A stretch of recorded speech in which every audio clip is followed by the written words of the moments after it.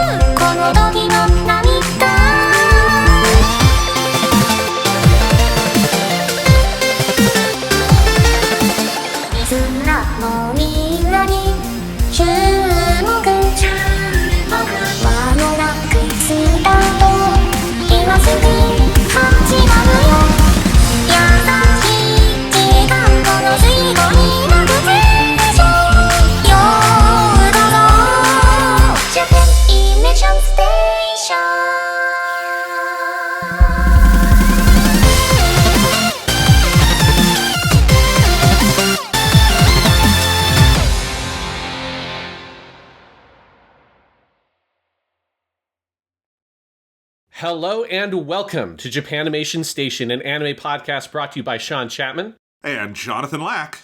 And we are here to step into the Grand Tour, the Grand Tour, the Grand Tour. That's right, we are stepping once more into the Grand Tour of anime. This week on the show, we bring you a very special episode because we are discussing Welcome to the N.H.K, a podcast about the Nihon Hoso Kyokai, or Japan Broadcasting Corporation, one of the most beloved and venerable institutions in the history of Japan, and one of its original radio and TV broadcast stations. Or that's what we would be talking about if we were part of the conspiracy, man, because no, we're talking about the real Welcome to the N.H.K, the Nihon Hikkikomori Kyokai, or Japan Hikkikomori Association, the 2006 anime adaptation, or I consider it a true documentary about our life and our times in the world of the 21st century.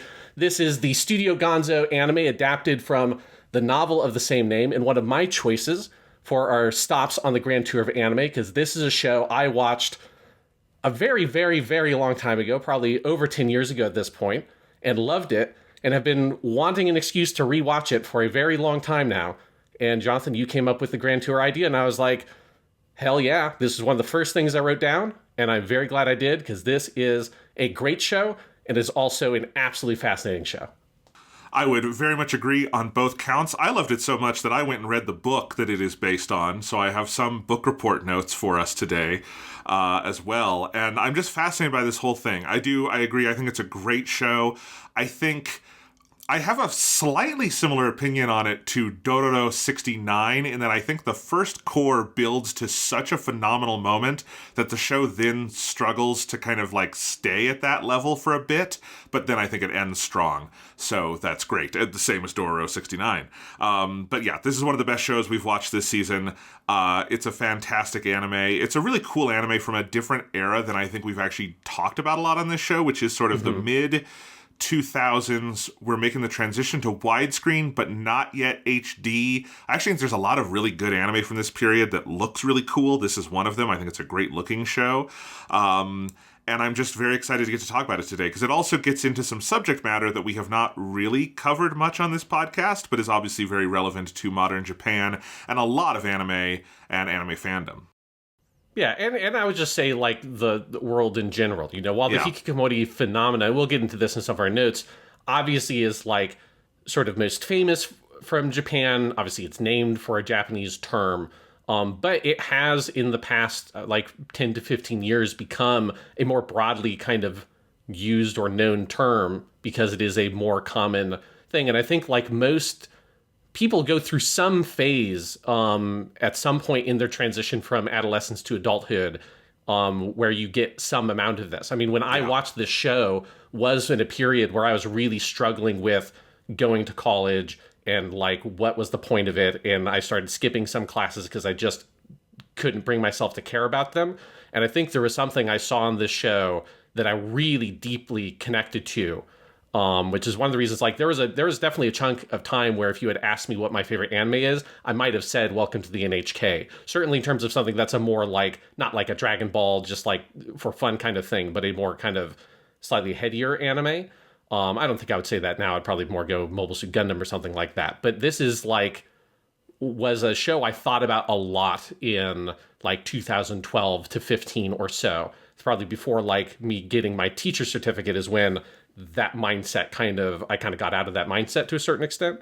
But I've also like observed in various people I know at different stages in their life some of these things as well. I know like my older brother went through a period that like saw a lot of those same kinds of things. So I think it's just this like nature of living in modern society that everyone's going to confront to some degree or other a lot of the ideas that this show explores. And I've never seen another piece of media that really focuses in so specifically on not just the hikkikomori thing, but all the different kind of like underground like social pressures that connect to that, whether you're talking about like the modern phenomena of like suicide and suicide pacts and the internet and how it connects to those things, like multi-level marketing schemes and pyramid schemes, cults, like all these different things that exist underneath the surface of our sort of like society that we like to think we live in, but we live in this much like more fucked up dark place that chews people up and spits them out. And Welcome to the N.H.K. is such a kind of bald-faced look at that world that it is.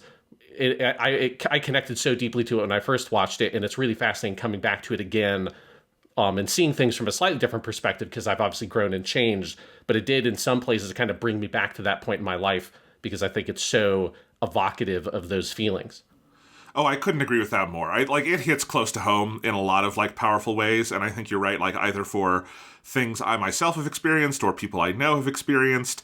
Like it's a very wise show. It's written from a place of experience. Clearly, in the afterword to the novel, the author Takimoto talks about initially starting to write it because there was so much hikikomori stuff in the news and thinking this will sell because it's a like finger on the pulse news item.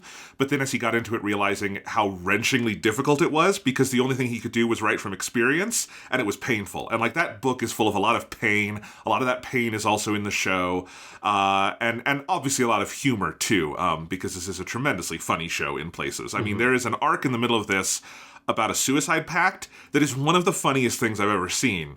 And that is a weird thing to say, but when we get into it, it'll make sense. It's just like this show mixes heavy stuff with funny stuff in a really deft way. And it's a great anime. And I'm so glad you picked this one, Sean, because I didn't know anything about it. I didn't know.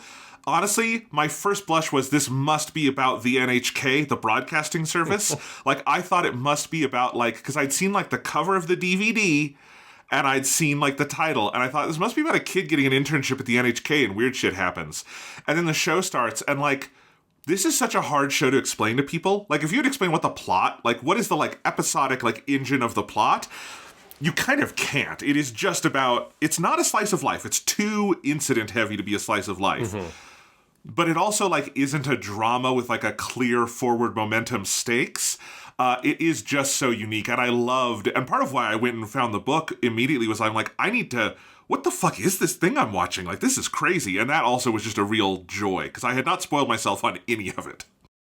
Mm-hmm. Yes, yeah, it is such a bizarre beast of a show. Like, there's just nothing quite like it. As you say, it has no clear, like, shape as a story, or, like, and we'll get into it when we get deeper into the discussion, but when I have to, like, for my own brain, like, create a framework to understand it. Like, I think of stuff like Pilgrim's Progress or the Divine Comedy, of like allegorical novels of the medieval period is kind of what, in some ways, this reminds me of the most. I don't like Welcome to the NHK is not an allegory, but it uses some of those things. And I'll get into like explaining that in more detail later. But yes, it is like very strange in that sense, because as you say, it's not like a slice of life anime. It's not a straightforward comedy. It's not a straightforward drama, though it is very funny, and it is also very heart-wrenching. And it is this sort of, weird tour through the world of like subculture in the underground in Japan in the mid-2000s. And there's something very special about it choosing this mode and this character of Sato as our kind of tour guide, or he's not really our tour guide. He is our passenger that we're going along with through this very strange tour through this weird world of the subconscious in some ways. Yeah, it is a bizarre and wonderful thing. Absolutely. Bizarre and wonderful, I think, are good words to get into. But Sean, we have a very long notes document today. Some of that is because you took very detailed notes on the individual episodes, but some of it is also that we have a big history section because you and I are in some kind of Cold War arms race about who can go the furthest this season with our notes. So here, your turn, Sean. Let's get into it. All right, so let's get into the notes here. So let's start with a little bit of the background on the book, which is where Welcome to the N.H.K. comes from. So Welcome to the N.H.K. Is very similar to some other stuff we've talked about in terms of where it comes from, because it's got a lot of similarity to early Type Moon, and it also has a lot of similarity to early KyoAni with stuff like Haruhi, because the book comes from that big boom in independently published online writing that happens in the late 90s and early 2000s that is really like the root of so much of like modern anime and otaku culture, because that's also where stuff like Sword Art Online comes from. But it's in that scene, that kind of doujin scene of the 90s, where we have our author, Takimoto Tatsuhiko. He begins writing and publishing his stuff online. In 2001, he submitted his debut novel, Negative Happy Chainsaw Edge, which is a great title. No notes on that title, 2 thumbs up.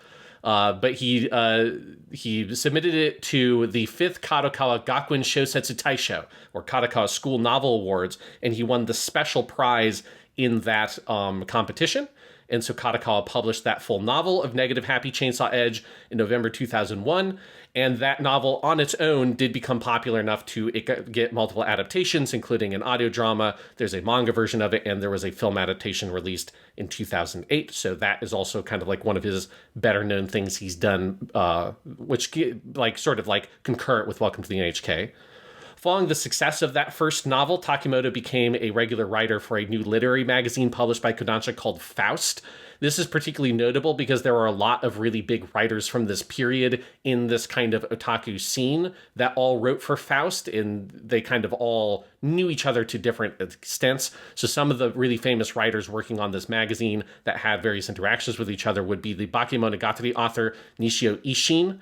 Obviously, Bakemonogatari is like a huge series in its own right, from Studio Shaft in terms of the anime adaptation. We'll probably do a season on the whole thing at some point because it's one of Sean's favorites. Yes. That will be an insane season whenever we eventually get to it.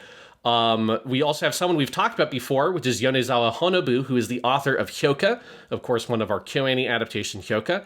Incidentally, Hyoka was one of the other works submitted to that same competition in the same year that Negative Happy Chainsaw Edge was submitted. So they both won different awards at that same competition.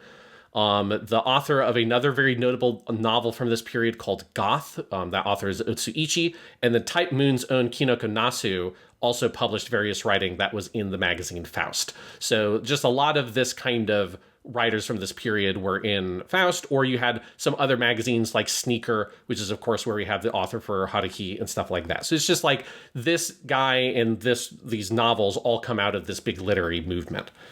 After Negative Happy Chainsaw Edge, Kadokawa then published Takimoto's second novel, which is Welcome to the NHK.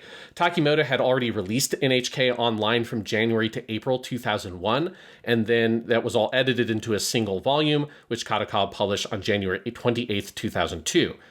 In terms of the pedantic, is it a light novel or not thing? So this is another one of those books like Hyoka that people have this debate with. Welcome to the NHK is regularly classified as simply a novel. So if you look it up on like Amazon or on Bookwalker or other services in Japan, it is put in the novel section, not in the light novel section. It does not, to my knowledge, in the Japanese version have like illustrations and stuff like that. Obviously it has its cover.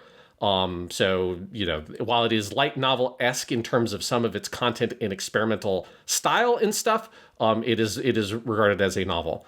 The cover featuring the character Misaki was drawn by the artist Abe Yoshitoshi, who has also done the illustrations and covers for most of Takimoto's other work, including the covers for like the re-release of Welcome to the NHK and stuff like that, which all the NHK covers all feature Misaki as like the focal character.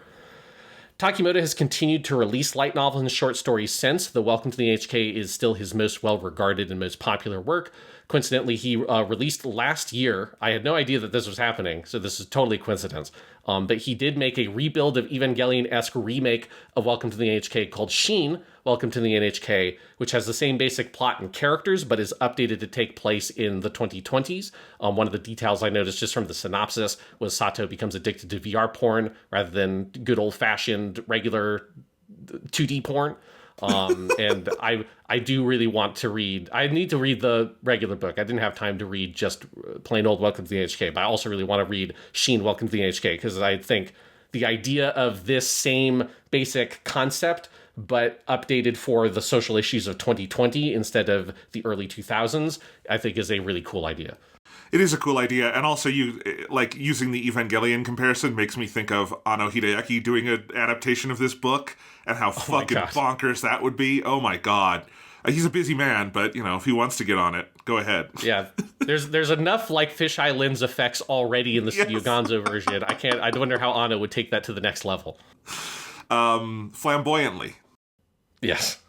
Anyway, so that's sort of where the book comes from, and I just found it very interesting in terms of getting into some of those authors that wrote for Faust and stuff. There's a big rabbit hole down there, but it's just cool to see that whole how just sort of verdant that whole literary movement was of so many different things we have talked about are all from people coming out of that doujin scene that then got picked up by different publishers on literary magazines and adapting and bringing out their novels. So it's obviously just a very, very vibrant period of creativity in Japan.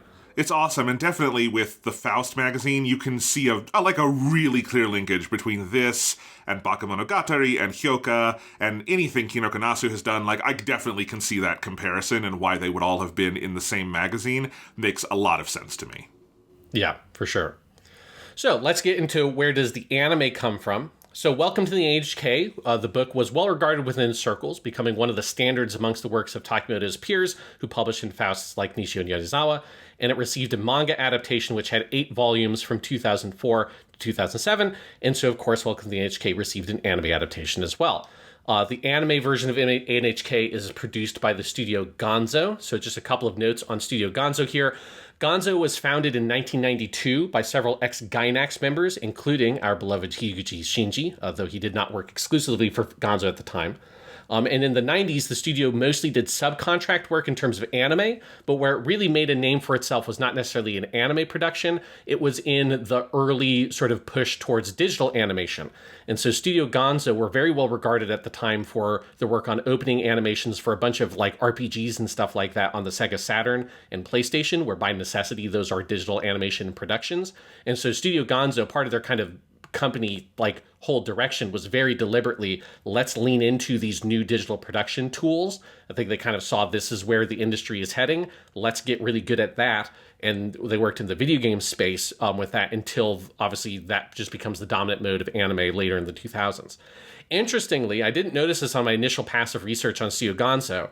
I discovered that they did CG for live action productions in the 90s. I learned this because 2 days ago, I watched the sort of movie Ultraman Tiga and Ultraman Dyna, Warriors of the Star of Light, which is very good. If people are a fan of Ultraman Tiga and Ultraman Dyna, I'd recommend watching it. Although they couldn't get the actor for Ultraman Tiga, so it's just the Ultraman Tiga. It's not Daigo's not in it, which is a little bit of a bummer. But good movie. But I was shocked to learn when I was looking at the credits that there was this big section for the CG and then Studio Gonzo's logo, which is a very distinctive logo. You're never going to fucking miss it because it's huge. It's got that very bold font. It's very prominent in the opening of Welcome to the N.H.K. That pops up with 2 people's names next to it. Oh. And so then I went and dig a little bit deeper and looked at something that would give me more sort of narrow credits on smaller productions, and learned they did that for a lot of tokusatsu stuff, including the Heisei Gamera trilogy, which we covered on Purely Academic. That's awesome. Our other podcast. They did some CG work on that as well. So point being, Gonzo was big into pushing in the digital production for animation in the 90s. And so by the time you get to 2000, Gonzo then shifts that into becoming the primary studio working on a bunch of different anime productions of their own, beginning with the show Gatekeepers, which was itself an adaptation of PS1 game that they had done animation for in the game. Gonzo quickly made a name for itself in the early to mid-2000s, where their experience working on those games meant that they were much better prepared for that shift to digital animation than many other studios. And for me personally, I kind of regard Studio Gonzo as being one of several studios at this period, alongside the other ones that really stand out to me are Madhouse and Bones. We've covered the original Full Metal Alchemist, which is a show I would put in this sort of pack, that have this very dark, gritty aesthetic that kind of plays into what you could do with digital animation, the standard definition digital animation of the time. And Gonzo is definitely one of the studios that really sort of stands out aesthetically in this period where a lot of studios struggled hardcore at this time to produce stuff that looked good and compelling, and Studio Gonzo and some of these other studios just like really were able to make use of the tools available to them to make really striking productions. Some other projects that people might have heard of or seen that Studio Gonzo did around this time that I think also demonstrate this are Hellsing, which is probably their most popular thing they did, the original Full Metal Panic anime. Even out when we get out of the Arcade Vacation, Full Metal Panic still keeps popping up somehow. Yep. Which they did the original version of that, which is very good. It is slightly overshadowed by the sequel season second raid done by Kyoto Animation, which is ridiculously fucking good. But the original Full Metal Panic is still a great looking show and a very fun show. They also did Gantz or Gantz. I'm not sure how you're supposed to pronounce it in English. Which is, I don't think is a good show, but is a very aesthetically notable show. And then Afro Samurai is one of their other like big things that particularly was popular over here because it was obviously, you had the Samuel L. Jackson connection, all that kind of stuff. But Gonzo, I just think is like a very fascinating studio. They're still around, but they had a very rocky time of it after the mid 2000s. And so they're not like Studio Gonzo today is not what the Studio Gonzo was in the mid 2000s, but they do have this like just fascinating lineup of shows that a lot of it is in terms of, I think, narrative, qualitatively questionable. That's where like Gantz fits in there. And they have a lot of shows like Gantz that are like, if you're rating it on its sort of like quality as a narrative would maybe be like a 6 or 7 out of 10. But in terms of like the quality of the production and the look and aesthetic of the show, they're fucking awesome. There's just, if you look at the whole Studio Gonzo library from like 2001 to 2008 or so, there's just all these shows that really stand out to you for aesthetic reasons, although a lot of them kind of fall apart a little bit on the story side. And obviously Gonzo is not always responsible for that. And so Welcome to the N.H.K. is, in my opinion, of the Studio Gonzo's productions I've seen, is their best show because it both has all that aesthetic quality to it. It's got that cool, more experimental style in places with cool, like weird camera lens effects like fisheye lens, and leans into that gritty aesthetic, but it also has this story underpinning it that's so good coming from the novel and the manga, that they do a fantastic job of adapting, and that is so sort of coherent with the aesthetic that studio is so good at. So it's just like a marriage made in heaven, this source material with this studio at this exact point in history. You kind of could only come up with something amazing with that combination.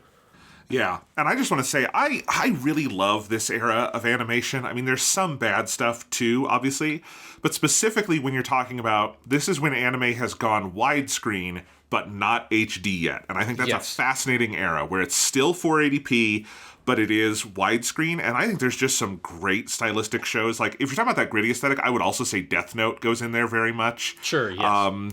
And I think there's just several shows I like from that period. One thing that sucks, though, is that sometimes they're hard to find in good quality. Like, the version of Welcome to the N.H.K. streaming on Crunchyroll looks like garbage. It's a bad, like, HD upscale that is also poorly compressed, and I bailed on that by the end of the first episode, and I went and found a torrent that is of, like, ripping the Japanese DVDs and presenting them in the highest quality possible.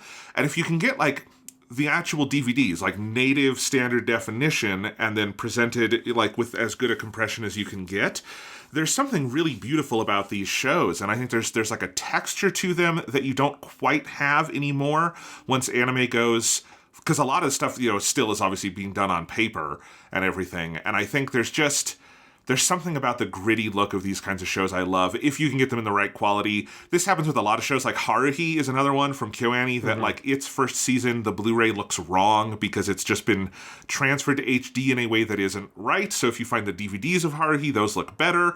So you've got to kind of find the right-looking versions to make sure it plays well. But, like, I watched this on my fancy new OLED TV, and it's a great-looking show. Like, as long as you can separate that resolution is not what determines how good-looking a show is, right? And if you can get a good-looking copy of it.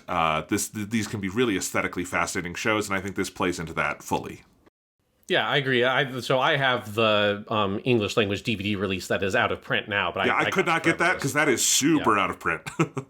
Yeah, and I watched it, and I watched it that way, obviously. And I do think there's something about the softness of it that is like that they lean into aesthetically. It reminds me a lot of like really good PS2 games. Like specifically, it makes me think of the original Persona 4 and Persona 3. Yeah. But specifically the non-golden version of Persona 4 that has that really dark, kind of fucked up look. And there's just that kind of hazy, slightly hazy quality to it, especially relative to modern productions that are in high definition.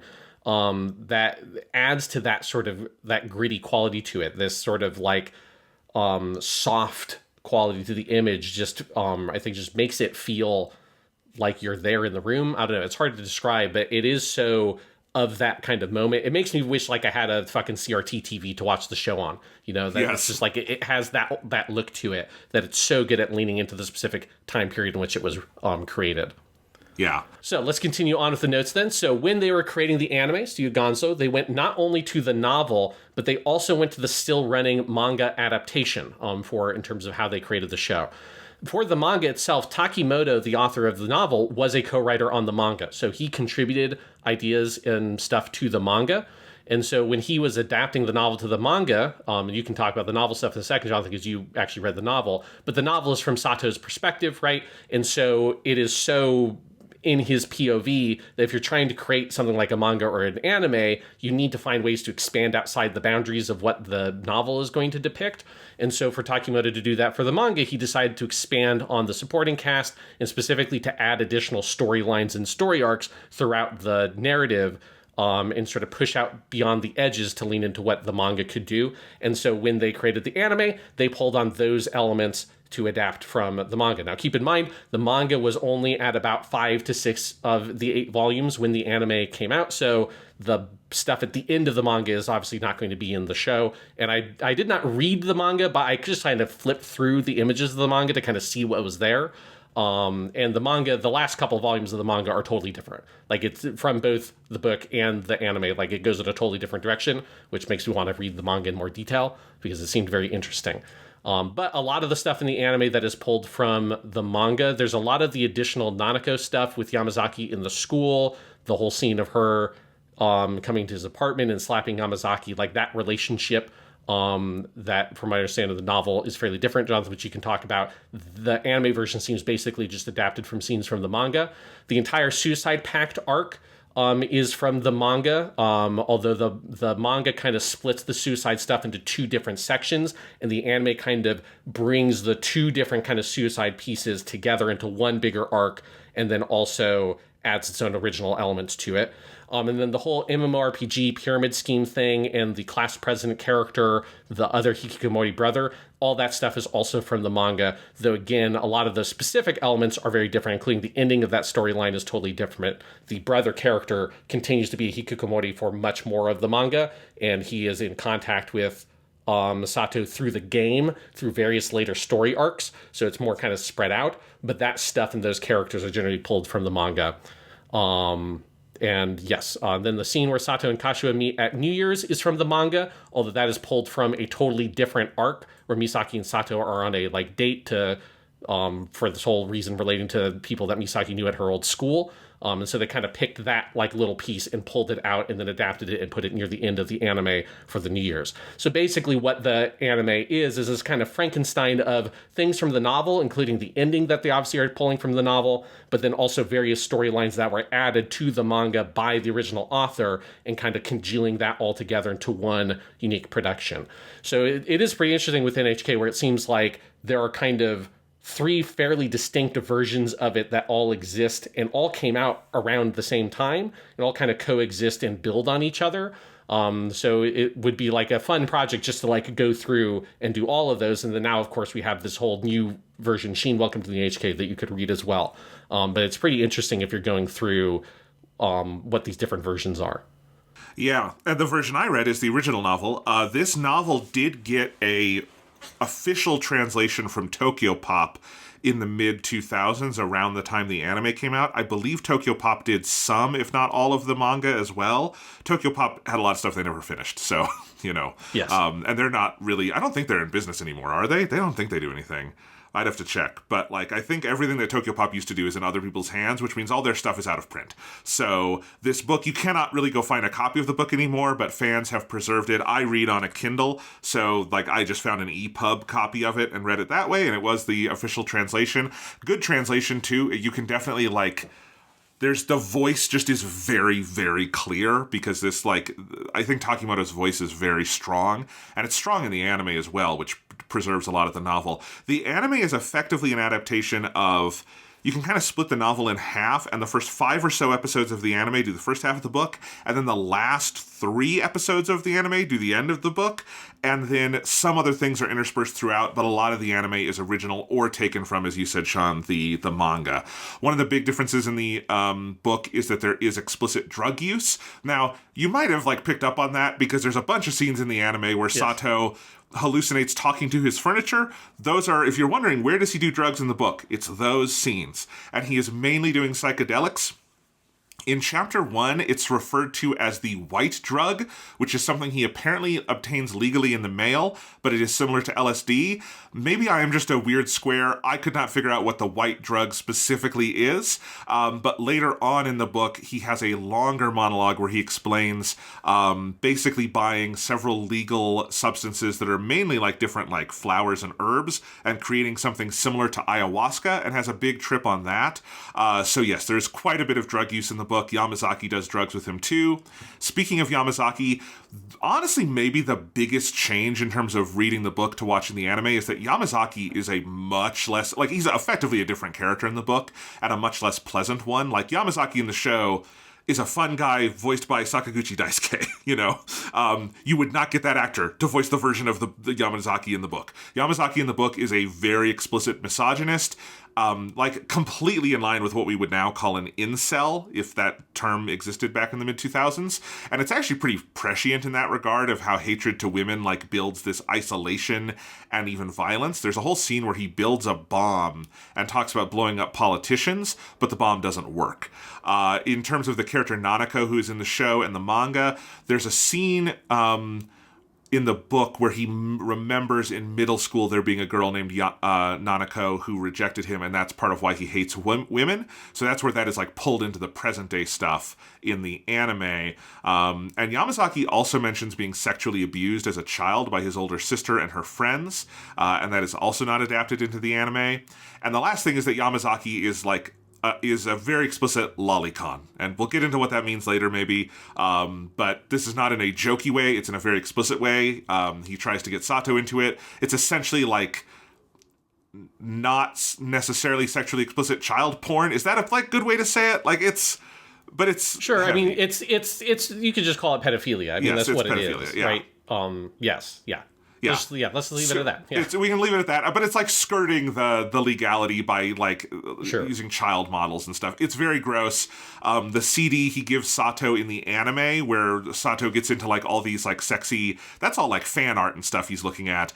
In the book, it is real photos of young girls that he's put on a CD to skirt the child porn laws. And that week-long binge Sato does in the show is in the book him falling into lolicon stuff. So that is another thing that is addressed in the book, because the book is, like the show, this catalog of like modern, you know, pathologies that are going on in the world. And that is also like a big deal as well.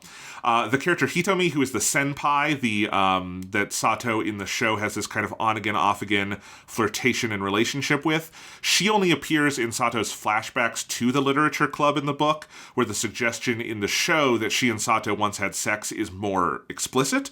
And she also appears in one present-day scene, which is an alternate version of that first cafe meeting in the anime.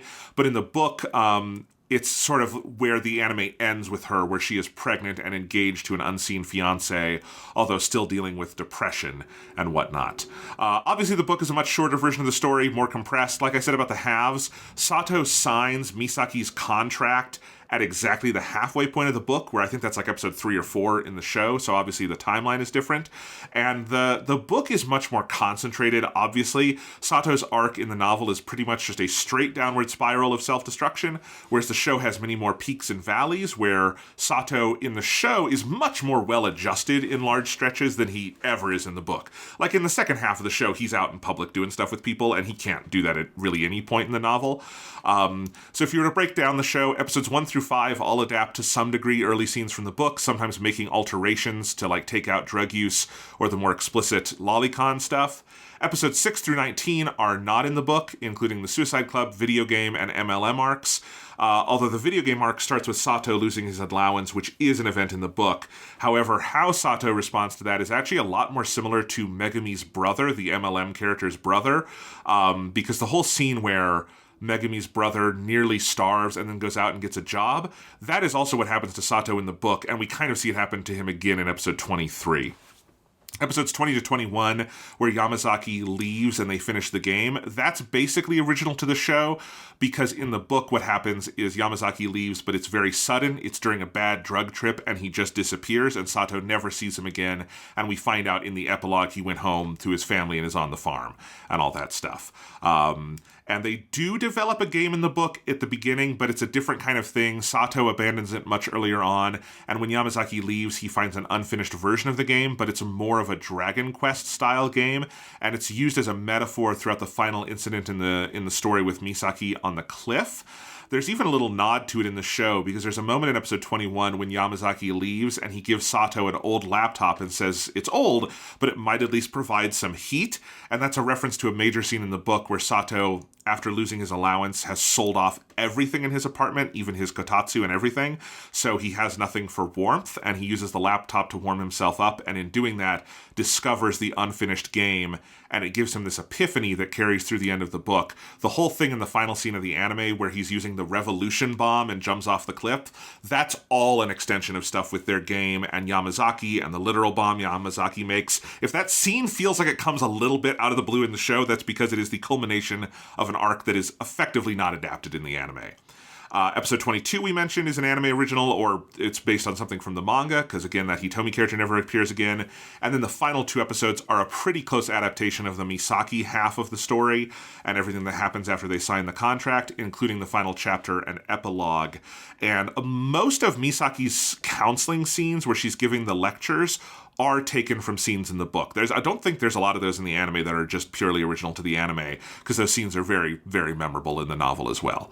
So that is my book report. It's a very good book. Particularly the ending is just phenomenally powerful. You realize just how well structured the book is. If you're going for the Kisho Tenketsu kind of thing, the ketsu of it, where it all ties together, is quite the wallop, and it is definitely worth a read for that alone. I definitely enjoyed going through it. Yeah, and in terms of some of the connection to the manga, a lot of the game stuff in terms of the second half of the show where they're continuing to work on the game, that is truly original to the anime, because the manga has more of them making the eroge at the beginning, but that kind of ends up trailing off, and I believe they never ended up finishing it. So all the stuff of them going to Comic-K and stuff like that, that's all anime original. Yeah. Awesome. Well, then let's talk now about the fun part, which is the social context. Yeah, so I felt like I should include a couple of notes here on two major topics that the show covers, just because of it is so kind of specific to the time and place in Japan, and that's what is a hikkikomori and what is that, and then also the way that the show deals with the topic of suicide that's obviously very prominent here. So first on the topic of hikkikomori, which obviously is what the show is centrally about. The term hikikomori literally means one who shuts themselves in. It's a portmanteau of the word hiku, to pull, and komoru, which is to seal yourself or cover yourself in. So just you pull yourself and cover yourself away from society. It's kind of how you can interpret the literal meaning of the word.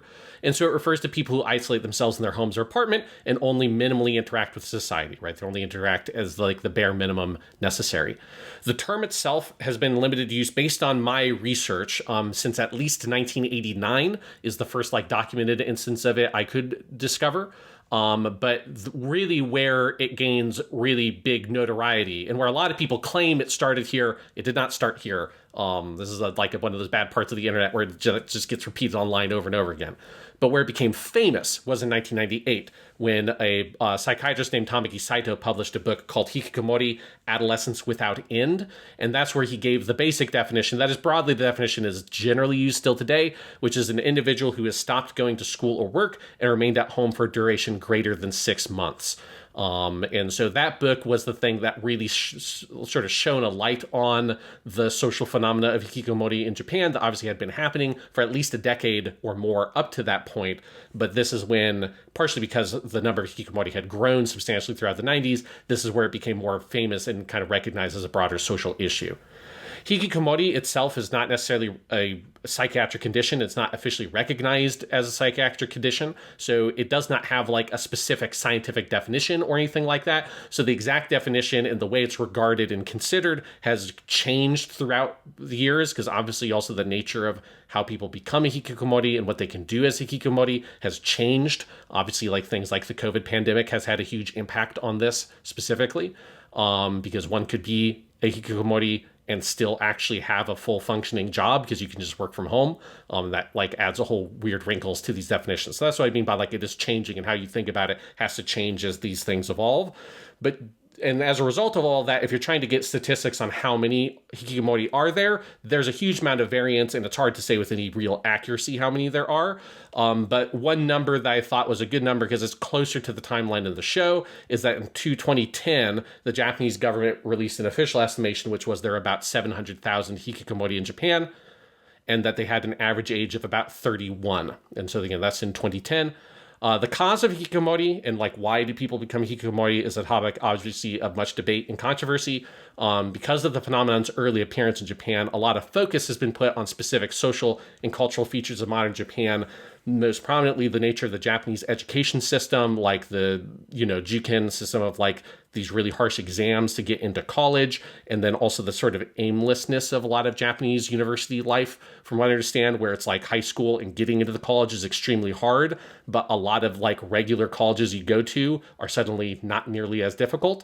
And then also you have things like the Japanese values of conformity, the nature of like working at a Japanese job, and like, phenomena like karoshi, dying from overwork, and like black companies and stuff like that. There's a lot of writing about the relationship between Japanese youth and their parents, and like the coddling of kids, and like the way that the sort of relationship develops, that like they feel responsible for taking care of the kid forever and seemingly indefinitely.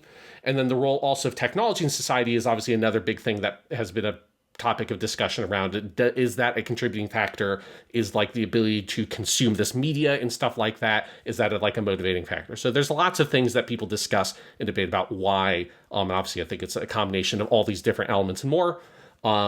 The hikikomori condition, though, is not a specifically Japanese phenomenon. I think it's important to understand that we use that term, and it is the term used in English now. So it is kind of like, it's more or less a globally recognized term within at least the people who know what it is. And so if you use that term kind of wherever you are, you're likely to just use the word hikikomori. But lots of other countries have dealt with and are dealing with that phenomena, and is becoming more prevalent kind of everywhere around the world, especially post-COVID. The country other than Japan that most prominently deals with this, I know, is South Korea, which has its own term for it and has its own kind of issues around a very similar kind of idea of shut-ins, or people who like are removing themselves from society. Obviously, I also want to recognize that hikikomori is a matter of substantial intersectionality with neurodivergence, and there's a lot of writing about that specifically, that it is one means by which an individual may develop a safety or coping mechanism for dealing with a society that's not designed for them, right? So if you're someone who's on like the autism spectrum, for instance, like there's a lot of overlap there that can occur, and there's like very obvious reasons for that. So that's like another element that's of big like relevance to hikikomori. And one term I want to sort of address, because it's used prominently in the show, and like people might not know what it means, which is the term NEET, N-E-E-T, which is an acronym for not in education, employment, or training. So that means someone who is not employed and is not going to school. And so there's obviously a lot of overlap with being a NEET, someone who is an adult but is not either training, working, or in school, and being a hikikomori, but they're not necessarily the same thing. One could be a hikikomori and be a NEET, but one also could be one and not the other, because it's mostly about like your status of employment, and one can be an employed hikikomori. Like that is totally feasible in the modern world.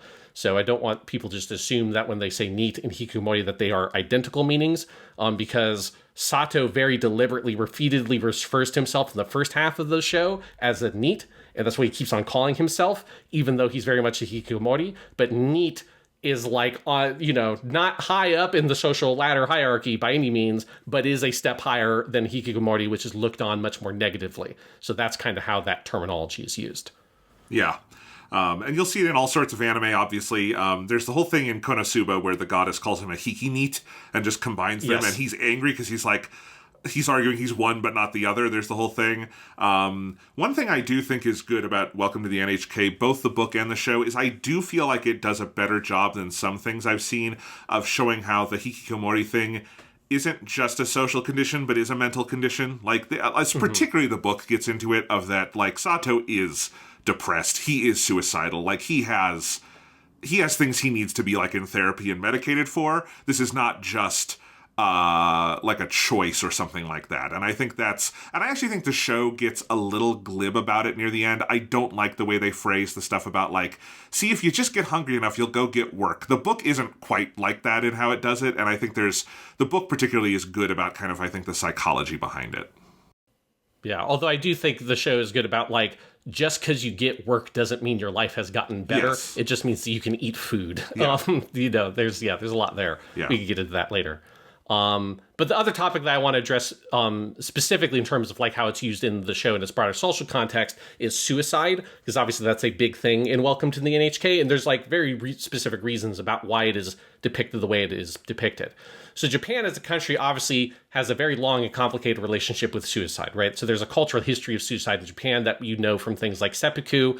There's also, like, the concept of shinju, or like a double suicide between lovers, which is both a thing that has historically been done, but is also, like, a prominent feature in, like, classical Japanese like drama and stuff like that. And so Japan just has a different relationship with suicide than America does, for instance. But suicide specifically became a very big social issue in the 90s, and Japan's relationship to suicide changed throughout the 90s. And obviously this is a huge influence on what Welcome to the NHK is doing.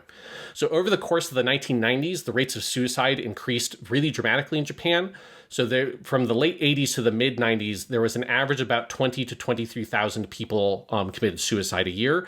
And then in 1998 specifically, that number jumped really dramatically to 10,000 people more than the previous year. So it was 32,000 people committed suicide in Japan in 1998. And the rates of suicide stayed at about that level until 2010. And so the suicide rates jumped really dramatically and stayed really high. And then post 2010, due to various factors, including, like, a big public health movement, those rates have fallen a lot in Japan again to get closer back to what it was before that huge jump. But because of that, right, suicide became treated as a really major public health concern in Japan. The cause for that increase in suicides, like with hikikomori, is obviously a matter of huge public debate, and there's no, like, simple single explanation for it. One big contributing factor that's very undeniable is the substantial economic struggle that occurred throughout the 90s as a result of the economic bubble bursting in 1989, creating the phenomenon of what's called in Japan the lost decade from 1995 to 2005. Where, you know, all that economic progress went back and everyone was economically struggling, right? And so the effects of that were really potent, especially if you look at, like, data from 1997, 1998, 1999. It's, like, really severe, the economic hardship that people faced. And so that's one clear contributing factor. That's actually addressed to a certain extent in the show with the guy, and this is original to the show. This is not from the manga, but in the Suicide Pact arc, they talk about the mansion of the guy who owned the island, and he jumped off and killed himself on that, like, cliffside. And that is because he lost all of his wealth, right? It's like everything that, like, this huge prosperity he enjoyed through the bubble was all lost, and that island fell to disrepair and he took his life, right? So the show kind of addresses some of that. But there are obviously lots of other contributing factors and stuff like that, too many to get into. One other thing that you saw, in addition to the increase in suicides, though, was also a change in demographics and the method of suicide. And there's one particularly notorious phenomena that became notable in Japan, far more common in Japan than anywhere else in the world, which were online suicide pacts, typically between adolescents and young adults online. So it's like what you see in the show of people meeting on forums, discussing the topic of suicide, and then making a pact to either do it separately online, just like do it in their own rooms and arrange the same time to do it, or meeting a specific place and everyone committing suicide together. And the peak of it I found was in 2005. There were 34 recorded incidents of this. And across those incidents, a total of 91 people took their lives. And this is just really notable because this phenomena is a thing that happened in other places, but nowhere near to that extent. Like, it would be uncommon to have more than one instance of an online motivated suicide pact a year, kind of anywhere else in the world.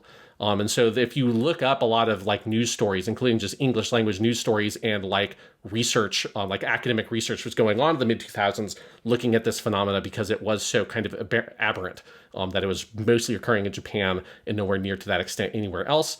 And so that's one of the things that this show is very specifically pulling from, when it's depicting that whole suicide pact section in the middle, is that it's very much pulled from a very real social issue that was occurring in Japan and was pretty localized to the country of Japan specifically. Yeah, that's some heavy shit, but I think it is worth talking about because, yes, it is very central to every version of Welcome to the NHK, obviously. Yeah, because what the show and the novel and the manga all are doing is looking at these very real issues that are happening on the fringes of Japanese society and like shining a spotlight on it and shoving your face into it and considering like, what do these things mean? So that's our kind of social background there. Let's get into the production background and talk about some of the staff. So obviously we're talking about Studio Gonzo here in terms of dealing with the whole overall anime production. Obviously, the Studio Gonzo is not a Kyoto Animation-like studio, so there's lots of subcontracting work that was done on this, though nowhere near to the extent of something like a Dororo 2019, right? We're nowhere near that point of the 2010s, but this is not necessarily KyoAni style like Gonzo did everything, but they were the head studio for the production. For the production, they hired director Yamamoto Yusuke as our director for the show. Yamamoto got his start in the industry as a storyboard artist and episode director in the early 90s. One of his first series he worked on was Ranma 1/2, so we can add that to our list of the people we have looked at who started on a Takahashi Rumiko show, which is basically, as far as I can tell, everyone who didn't work at KyoAni just started on a Takahashi Rumiko adaptation. That's what happened in the 2000s. In 1995, Yamamoto would get a job that he later cited as one of his most important to his development, which was working on Mobile Suit Victory Gundam. Takahashi storyboarded 3 episodes of Victory Gundam and described working under Tomino as a formative experience, and he would later work with Tomino again on the show Overman King Gainer, which we will obviously talk about one day when we do our Tomino-thon. Not to be glib, but it is funny that someone would work on Mobile Suit Victory Gundam and then go on to make a show about people killing themselves. It is just like, there's an A to B there, very obviously. If there is a Welcome to the N.H.K. of Gundams, it is definitely Mobile Suit Victory Gundam. Oh my god. Yeah. That's awesome. So, I did some good digging on this one because I found Yamamoto's directorial debut is not what it is often cited as, because his true directorial debut is the 1999 pornographic OVA series Gosenzo-san A, or To My Ancestors is basically what that means. So he did get his first directorial debut was in porn, and that is often miscited. So I'm bringing the truth here.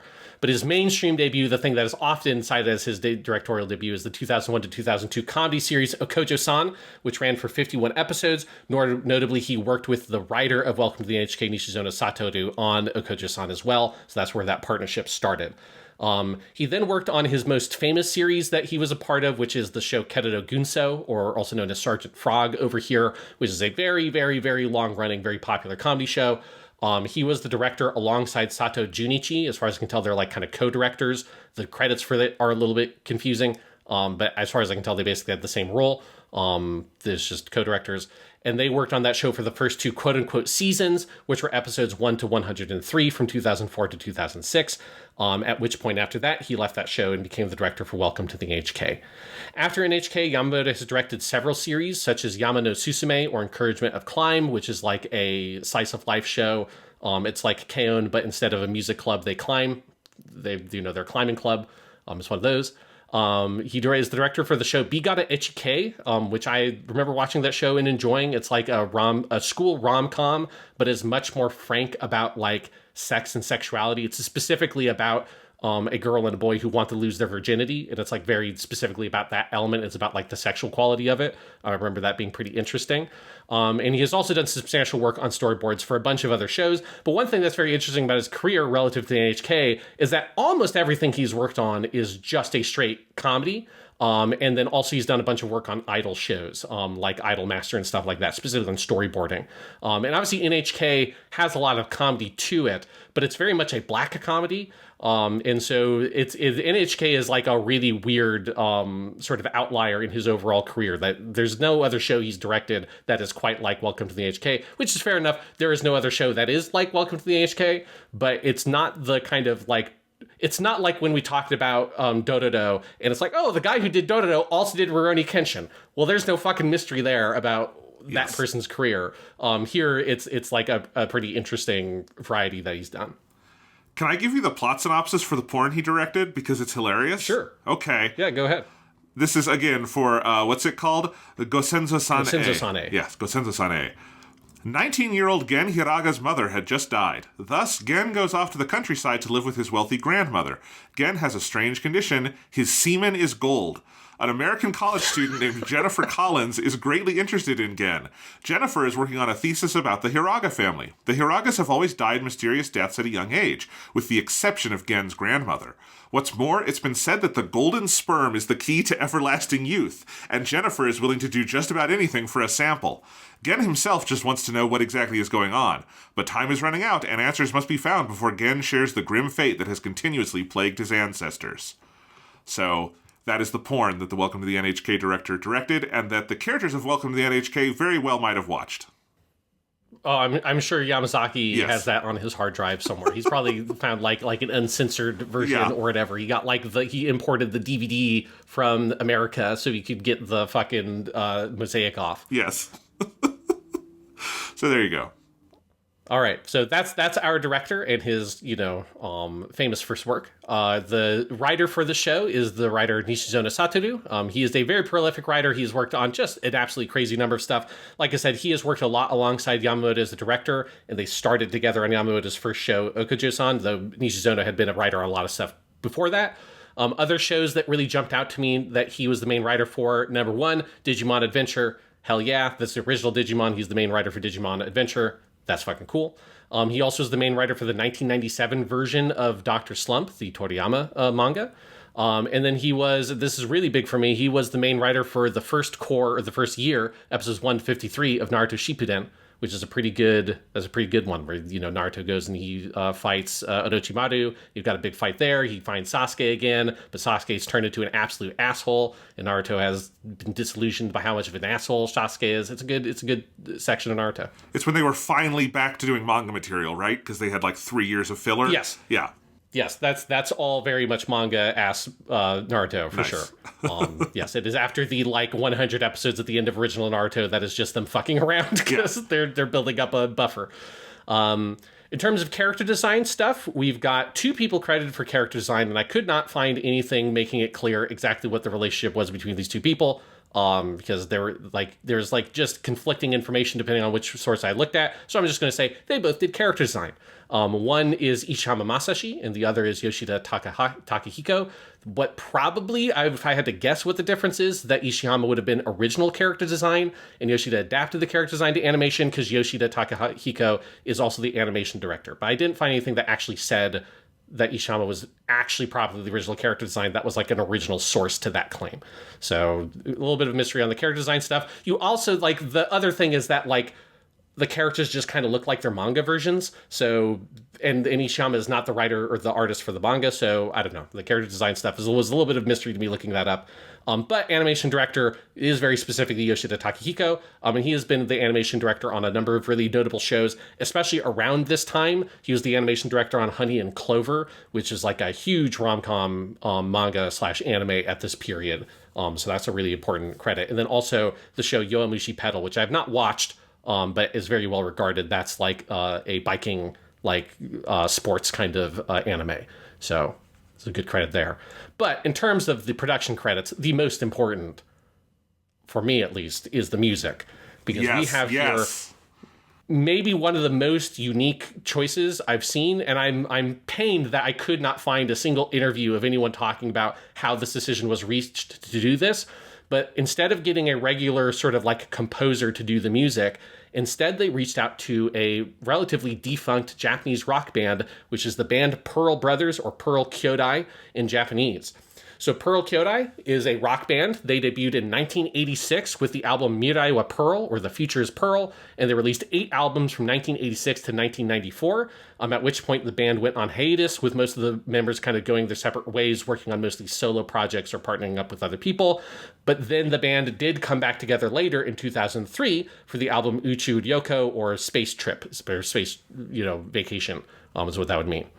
The music for Welcome to the NHK was primarily composed by Pearl Kyodai guitarist Kubota Haruo, who's also the guy who composed most of the band's songs for their albums, and lyrics by the vocalist Kenzo Saeki, but there are also many tracks composed by the bassist Bakabone Suzuki, which is a great name, and it's a very easy one to spot when you're listening to the music and you're looking at who composed it, and you see Bakabone pop up. I'm like, hell yeah, that's the bassist. And most of the like non-traditional rock music is kind of composed by Bakabone. That is true of their original albums as well. So the compositional duties are kind of split between the guitarist and the bassist in that way. The soundtrack for NHK, like the ones that you can get and listen to, are very notable because they're split into two albums. You have the Dark Side album and you have the Sunny Side album. The Dark Side album contains the full lyrical version of the songs created for the show by Pearl Kyodai. And it is basically just like a Pearl Kyodai album. Like you can just put that on and listen to it as a regular album. It's about an hour long. And it's got like interstitial tracks and stuff written specifically for the album. So it's like an album experience, and it's fucking awesome. If people have not listened to it, I would listen to it. And then you have the Sunny Side album, which is the more traditional thing you'd expect for an OST for an anime, which that is the instrumental tracks for the show, many of which are, and like the bulk of the music for the show are various instrumental versions of those primary lyrical songs that Pearl Kyodai wrote, but those instrumental versions are also made by the Pearl Kyodai people. So it's not like they hired this band to make this one like sort of pseudo album and then had a composer adapt those to be the OST for the show. It is Pearl Kyodai top to bottom all the way down. They are the people doing the music alongside a couple of extra people for specific songs like the ending track and stuff like that. Obviously it's different people. Yeah, and I don't think itself. Sorry. I was just gonna say I don't think it's an overstatement to say this is like one of the great anime soundtracks. Like it is so unique. The instrumentation, the use of vocal songs, the sheer number of insert songs it has because of all of this, like the texture of this show sonically, there is just nothing else like it, and it is, I would say, my favorite thing about the show. And I love this show, and there's a lot of great things about it, but like creatively, it's like the masterstroke of Welcome to the NHK is this soundtrack. Yeah, and it's totally unlike anything else. Like, I've never seen a show that is like that. Like, the closest thing is if you're watching, like, a movie that is, you know, something like Pink Floyd's The Wall or something like that, right? Like a movie or a show that is actually an adaptation of an album like Tommy's The Who or The Who's Tommy, and stuff like that, where you have this, how completely the music is infused with the story and the narrative here. Like, it's obviously, it's not to the level of just doing a concept album as a movie, but it's closer to that than certainly your normal instrumental music to an anime. And it is so central to the identity of the show. Like, it is impossible to imagine Welcome to the NHK with a different soundtrack. Like, that just doesn't compute. It is what the show is in so many ways. And it's how the show has lived on for me, where I have listened to that Dark Side album in particular so much over the years. And it, like, some of those key tracks are really important to me. Like, I've learned how to play, because most of them are very acoustic guitar songs, and so I've learned how to play most of the major tracks on this on guitar, and they're some of my favorite songs to play on guitar and just sing for myself, because the music is so good, but it speaks to the story of the show so specifically. On Pearl Kyodai themselves, they are very much a cult band, so they were not like a huge big commercial hit or anything. They weren't like the most popular band around, but they did have a cult following. Like, if you look at a lot of like reactions to Welcome to the NHK in Japan from when it came out in 2006, you get a lot of like, you know, kind of hipster music reactions of like, I like them before they were big kind of thing, of people like, oh my god, it's fucking Pearl Kyodai, what the fuck. They're like that kind of band, right? And their music from the 80s has a very fascinating, eclectic quality. There's more 80s-ness to it than you get from the NHK soundtrack. Like, it's not as acoustic, so they do have lots of acoustic tracks, but you do get a lot of like it sounds like the same people, right? Because it is all the same people. So you get some of the weirder music, like, and I love this fact, their first single people should listen to is a song called Tetsu Kabuto no Onna, where that means like the woman with the iron helmet, which just sounds like one of the like Sato is like high, not high, and hallucinating the fridge talking to him songs. Yes. Like, it sounds like one of those. There's like really weird chanting as the lyrics to the song. It's like a mix between, if you're looking at NHK songs, the Welcome to Hell song and Ikasuze Positive Thinking. Like, it's got that shit, and that's their first single, which is just insane. It's not a single kind of song. It's not like your hit 80s like one hit wonder kind of thing to pick. They also have one of my other favorite songs in that regard. That's like one of the really weird ones. If people want to listen to like why would they have picked this band for Welcome to the N.H.K, they might have listened to the song called White Girl from Kentucky, which is an all-time title. Like, and that's just what the title is. I mean, the title is Kentucky No White Girl, but it's White Girl from Kentucky. And that is, the only way I can describe it is if you watch N.H.K, it is like if Sato took speed and then he hallucinated that he was a cowboy. Because it's got like weird country music elements to it, but it's very much one of the conspiracy-fueled, like kind of drug trippy sounding songs from N.H.K, and it's fucking great. The other thing I have to point out, Jonathan, is I because when I was doing my research, I found Pearl Kyodai has been using the same website since like 1996 as a band, and it has never changed, and it is like the most horrifying thing in the world. It's amazing. It's one of those old, like, it is a text website with hyperlinks. The hyperlinks are mostly broken. At the top of the page, it says, we recommend Netscape 3 or higher, which if you click on is a broken Yahoo link because Netscape 3 is not a thing anymore. And it's just a solid black background. Like, this is the kind of internet before you and I were using the internet. This is classic internet. Jonathan, I need you to click on the part of their website that says "What's new," and just brace yourself for the visual horror. It's like a solid pattern background of the same like logo pattern over yellow, and then this black text on top of it, which is impossible to read because of the website design. This definitely brings me back to like, oh yeah, there was a time when you couldn't read websites because the design was so bad. Yes, so this was one of my, like, there's very precious little actual information that I could glean from finding their personal website, but I was very ecstatic to discover that they just did not update their website since they made it in 1996. It is truly a horrifying relic of days long past. And then the last name I want to shout out in terms of credits here, I did not go through and put every single episode director on here because this is not a Q&A kind of show. But there were a couple people I wanted to talk about. The main one being Kaburagi Hiro, / Hiroshi. He's gone by both names in terms of his credits.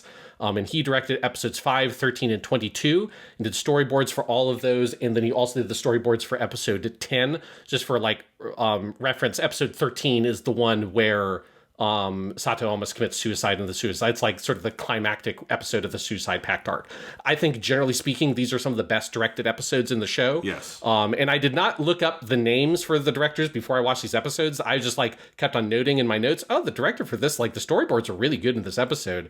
And then when I looked up the name afterwards, I discovered that it makes sense because Kaburagi would go on to be a director for a bunch of really acclaimed shows, such as Kimi ni Todoke, which is one of the defining rom-com shoujo anime of the late 2000s, the show Tonari no Kaibutsu-kun, or the monster next to me, I think is what it's called in English, which that's a very good show. The show 91 Days, and then Great Pretender is his most recent one. And he's the main director for all those shows, and he was an episode director and storyboard artist on this, and his episodes are very, very well directed and storyboarded. I think generally the show is very well made, and I think the storyboards are really well done, but his are definitely kind of, his were the episodes I looked at, I'm like, this almost feels like a Q&A episode from this period. Like it could be an episode of Air or like Haruhi season 1 in terms of the approach of the storyboarding.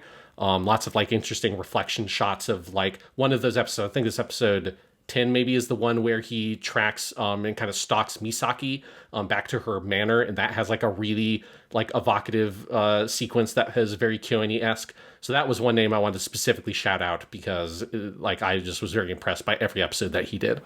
Yeah, and I think I was struck by the same episodes as you, although I would also add the same way you did, that I think most episodes are, like, extremely well-directed and yes. Particularly, like, storyboarded, edited, all of that stuff. Just very striking as a production.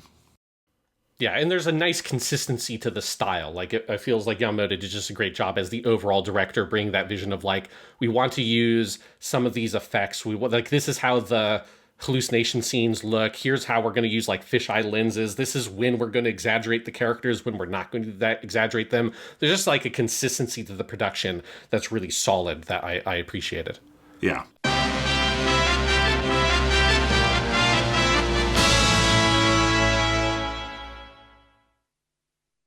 Thanks for listening to Japanimation Station. If you're enjoying the show, please remember to like and subscribe, leave a review on Apple Podcasts or Spotify, and tell your friends.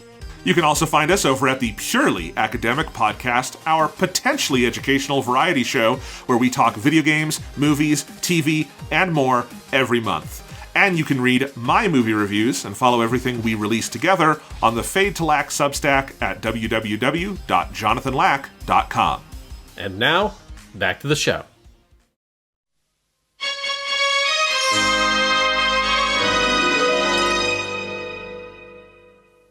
All right, so that's my main production stuff, Jonathan.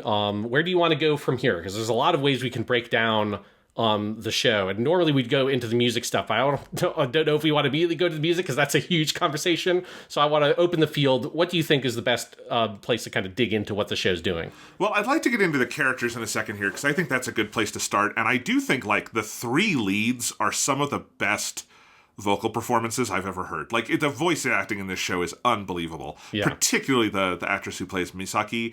I just love the voice acting in this show.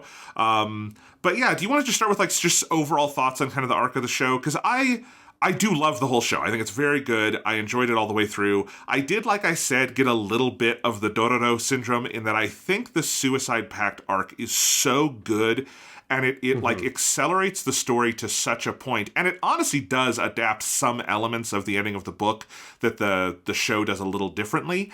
That I think the show after that kind of falls into, for the second core, a little bit of a kind of episodic malaise that I wasn't super into. The MLM arc, the video game arc, like that whole that 5-episode stretch, I think kind of kills the momentum a little bit. And I think it gets back when you get into like Yamazaki's exit arc.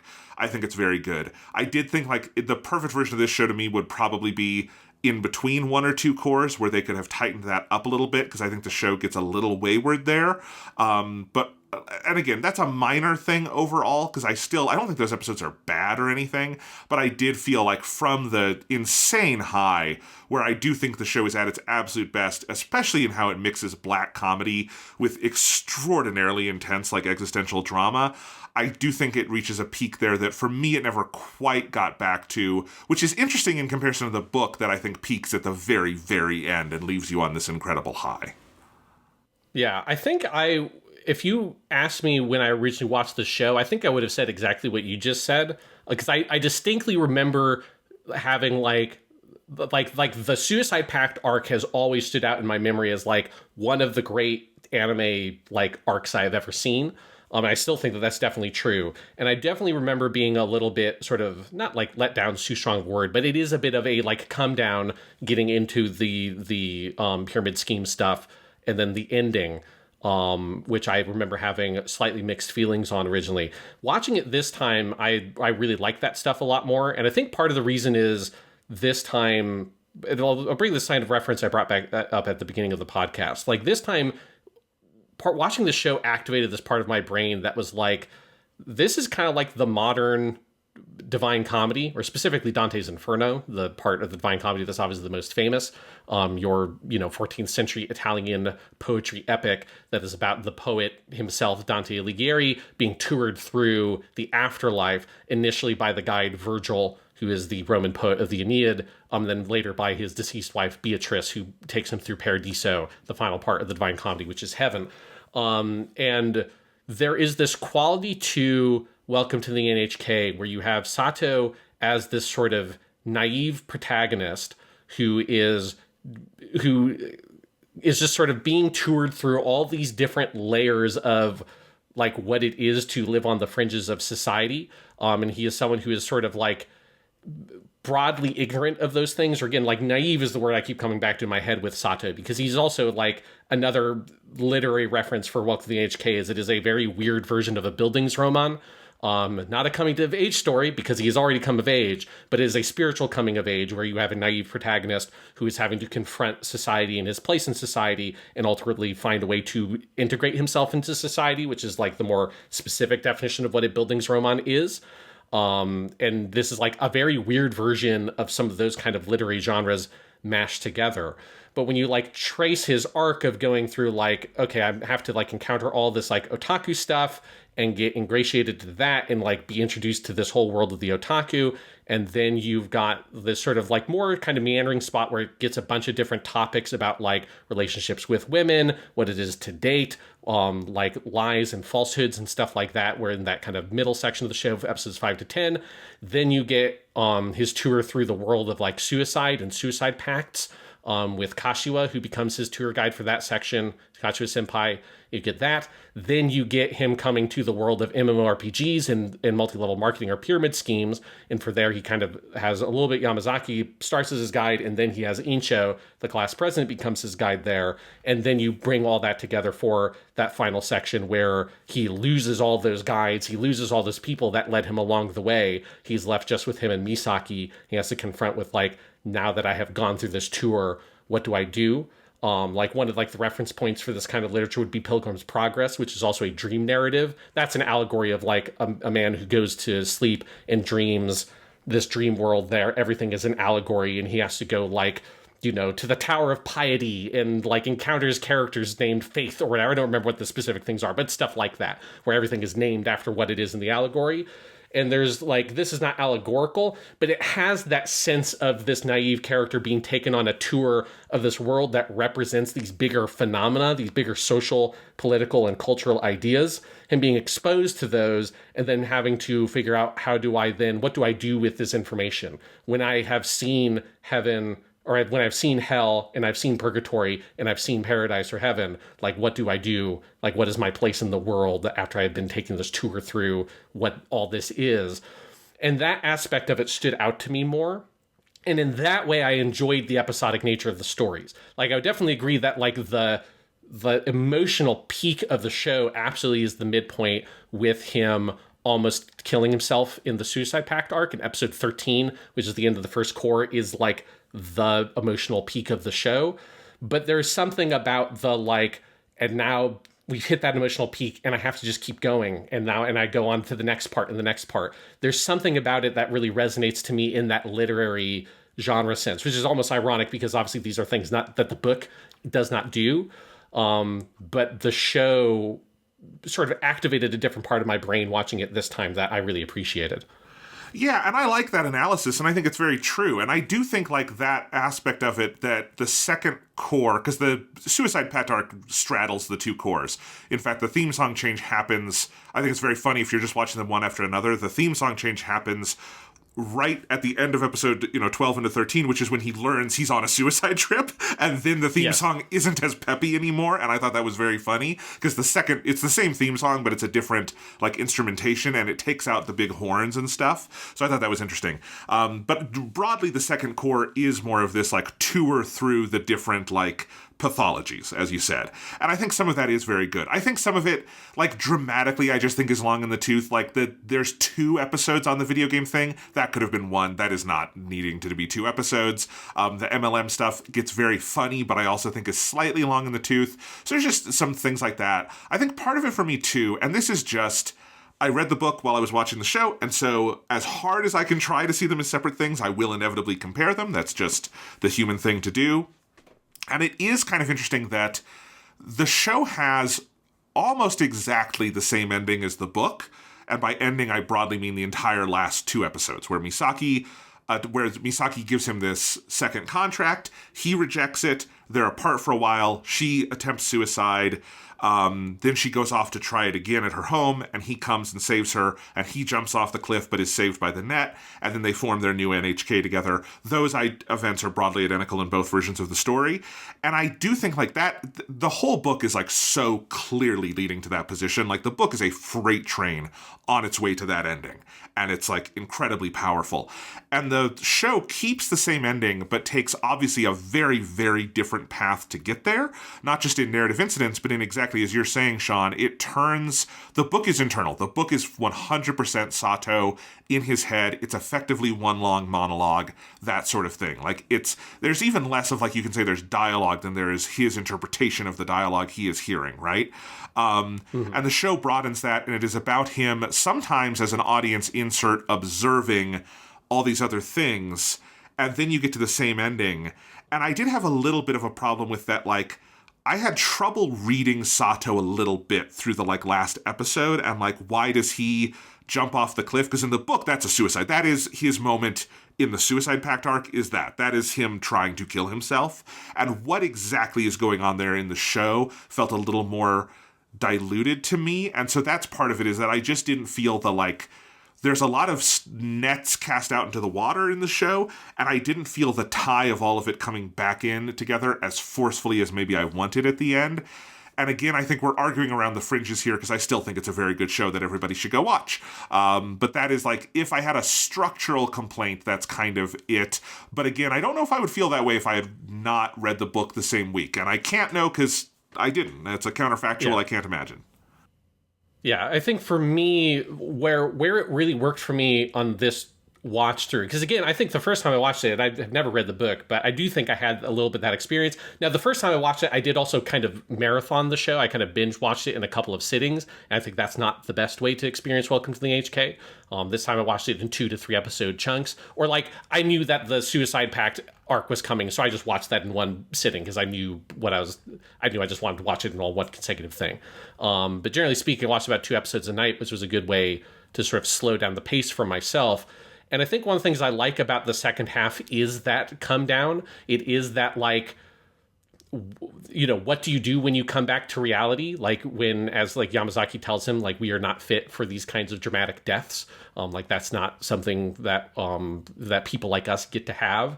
And Sato kind of comes back to his kind of nothing life he has, and what does he, like, discover there, and how does he keep going?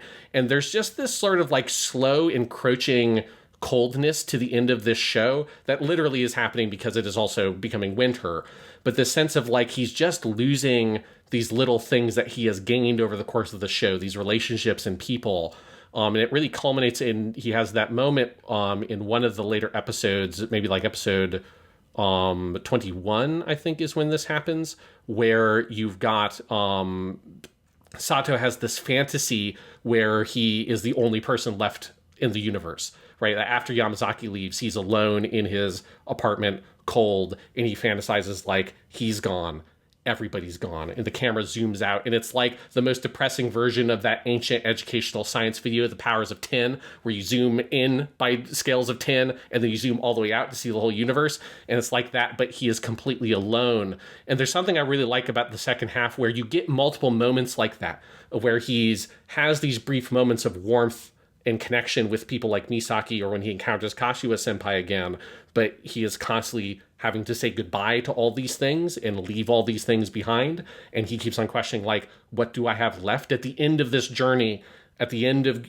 this tour, where it seemingly he gained everything, but all those specific things, all those meetings, all those encounters were temporary, and they're all going to leave him behind. What is he left with if he doesn't have all these people dragging him through this, when he becomes a hikkikomori again?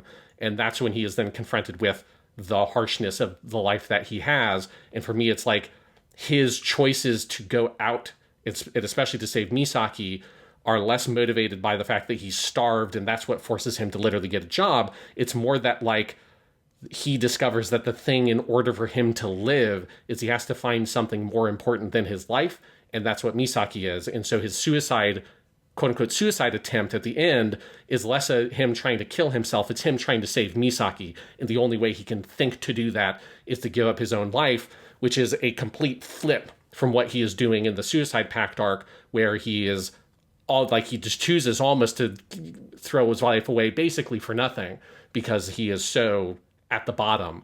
And here it's like he has finally sort of decided, no, like, this is something so important to me that I'm going to concoct this whole scenario to throw myself off the cliff, because that's the only thing I can think of that will bring her out of the shock and maybe allow her to live her life.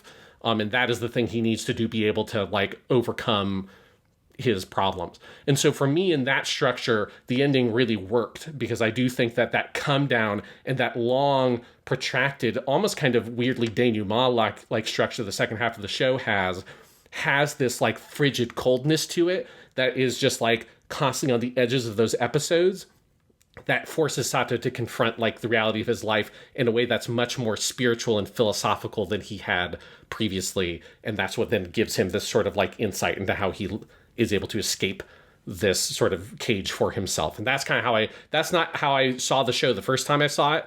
I was definitely kind of confused by the ending of the show the first time I saw it, but I think this time that's like what really spoke to me a lot about the way that the show was structured.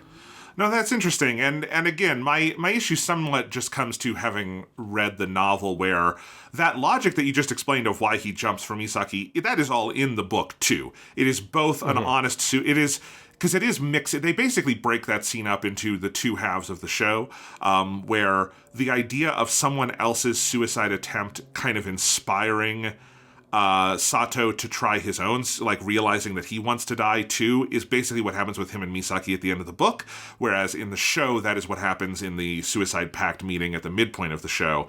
But the whole logic of the killing himself will also free her and save her and destroy the N.H.K. and all that is in the show. There actually is an element of that I kind of wish was in the show, because part of it is I think that scene feels a little rushed in the show's version of it, because a lot of stuff happens very fast. And one of the things that the show does is, as I mentioned earlier, or that the book does, as I mentioned earlier, is the game that Yamazaki designs. It's not an eroge, it's a Dragon Quest style RPG inspired by the notes that Sato wrote for him for the scenario. And Yamazaki interprets that to have this ending where the hero sacrifices himself for the princess using this big like spirit bomb kind of thing that in the show they call the revolutionary bomb. And that is this thing that is rattling around inside Sato's head when he goes and tries to save Misaki, and he realizes why this resonated with him, that he does want, like, he wants this spectacular death to be able to, like, free this person and do, like, one good thing. And then he the irony of the ending is he lands in the net and has to go on living and has to keep going, and that's how we get to the ending where they have their hostage negotiation pact as the new NHK. And I kind of wish there had been some of that in there, because I do think like the rehearsal of the entire scene through the video game that then comes out at the final scene of the story, at the climax of the story, makes I do think like if there were that in the show, I think that final scene wouldn't feel quite as like whiplashy as I think it does a little bit when, I think in your notes you called it's like a Love Chunibyo and Other Delusions sequence where he has like a video game illusion at the end there. Yeah. Kind of, I don't want to say it comes out of nowhere, but it is like it's a stylistic change to a certain extent at that point. So yeah, and again, some of this is just having read the book while I'm watching the show and comparing them, and one hitting me very hard and the other feeling a little diluted. But I didn't dislike it. I think that last episode is really well directed. I think they do the ending with like the new NHK and sort of the epilogue about the other characters. I think they do that perfectly. So again, this is small potatoes, but I do like hearing like how you've read this ending, having seen the show twice now, is interesting to me. Yeah, and I do think, like, it is, from my reaction, having seen it twice, is important for me to be able to process that scene, because it is, like, fast, and a lot of things happen, and I definitely, my main memory of watching it the first time was being, like, the giant monster comes out of the ocean, being like, what the fuck is going on? And, like, is he actually hallucinating that? Which, in my reading of the show, he is not actually hallucinating that. This is all... I read that this is all a performance for him to give a justification for him to jump off, because if he just goes and screams and jumps off the cliff, Misaki is not going to be saved. She's just going to be fucking confused, right? He needs this sort of like framework to motivate this potential suicide to knock her out of that funk. One thing I do like, and it's a small element, but how they kind of, I think, do tie in the thing with the bomb, is calling it the Revolution Bomb directly ties it to the Suicide Pact arc, because that's the thing he keeps on saying on that island is, I'm the new Sato, this is my revolution, and he's using the English word revolution over and over insistently. And so I think what works for me in the structure watching it a second time is how much the two halves of the show mirror each other in that way of like that original sort of like midpoint is this big sort of suicide motivated scene where Sato initially doesn't want to commit suicide, and then is like suddenly like driven to it through the crushing weight of like everything that has happened to him and the absurdity of his life and all this stuff. Although notably, he does not actually try to kill himself in that scene, which I do think is also important. That he isn't like he almost is bringing himself to do it, but he does not actually try to jump. He accidentally falls over when he chooses to relent. And I do think that's an important detail. But then bringing all that stuff back in for the actual ending and having kind of a mirror version of that scene and seeing how different it is, of where Sato now has like a true revolution. It's not this sort of like farcical revolution that is predicated on a total lie and misunderstanding of everything that's happening to him, which is the original revolution he has. That is like, this is like, you know, he is not a new Sato. He is a fucking idiot, basically, because he's not understood where he is and what's going on. Now he is trying to enact a true revolution where he is actively trying to jump off and kill himself, but not because he wants to die. He's doing it because he wants someone else to live. And that's such a powerful inversion, and that all those elements are inverted. Both the kind of meekish, I want to kill myself, but I can't bring myself to do it, and the I don't necessarily want to die, but this is the only way I can do it to save someone, and so I'm going to go full gung-ho, screaming at the top of my lungs, jumping off like, who gives a shit, right? How inverted those two moments are, that to me is what made the ending very powerful on this watch. But again, I do think me understanding the structure of the show was to some element necessary for me to have that, like, thorough a reading of what was going on, because I do think it all happens very quickly. Yeah, and I do think, like, if I do have one, like, concrete criticism, I do think it happens too quickly. Like, the logic of him getting from A to B of I have to kill myself to save her, I just think happens too fast for the audience to get it, whereas, like, that's a long section of the book to get you there. And I also think, like, just having read the book, there's this extra whiplash of it adapting things that it hasn't adapted the, like, prelude for, so it's happening in a different context. So there's just some of that stuff, which, and I think you're right, the revolution word I think is interesting, because I hadn't made that connection to the midpoint, because I was thinking more to, like, what's happening in the book that they don't adapt, but I do think that's an interesting connection. I do think the ending just could be a couple minutes longer to, like, let that all sit, but yeah. Let's talk about the characters, though. Let's talk about our main, particularly the trio, and these just fucking tremendous vocal performances, particularly the main two that are from people who don't do a ton of voice acting, as far as I can tell. Yes, well, the main one is definitely someone who doesn't do a lot of voice acting. This was one of, like, the more interesting people I had to research, because I was like, what is this guy's career? So our main character here, Sato Tatsuhiko, is voiced by the voice actor Koizumi Yutaka, who outside of N.H.K, he has not done a lot of voice acting. By far his most prominent role outside of N.H.K is as the character is Sanetoshi Watase, which is one of the main characters of the show, Mawaru Penguin Drum, which I have not seen, but I know there's a lot of people who really like that show. And he did some voice acting at this point, but it took me a while to kind of track down, like, what is this guy's career? Like, what has he been actually doing? And then I stumbled upon his talent agency page, and there in his talent agency page, it was like, oh, he's not listed as a quote-unquote voice actor with other voice actors on that talent agency. He's listed as a director, because his main career at this point is actually as an audio director. And he's the only audio director on his talent agency. So he has that entire drop-down menu just to himself, which is a weird detail.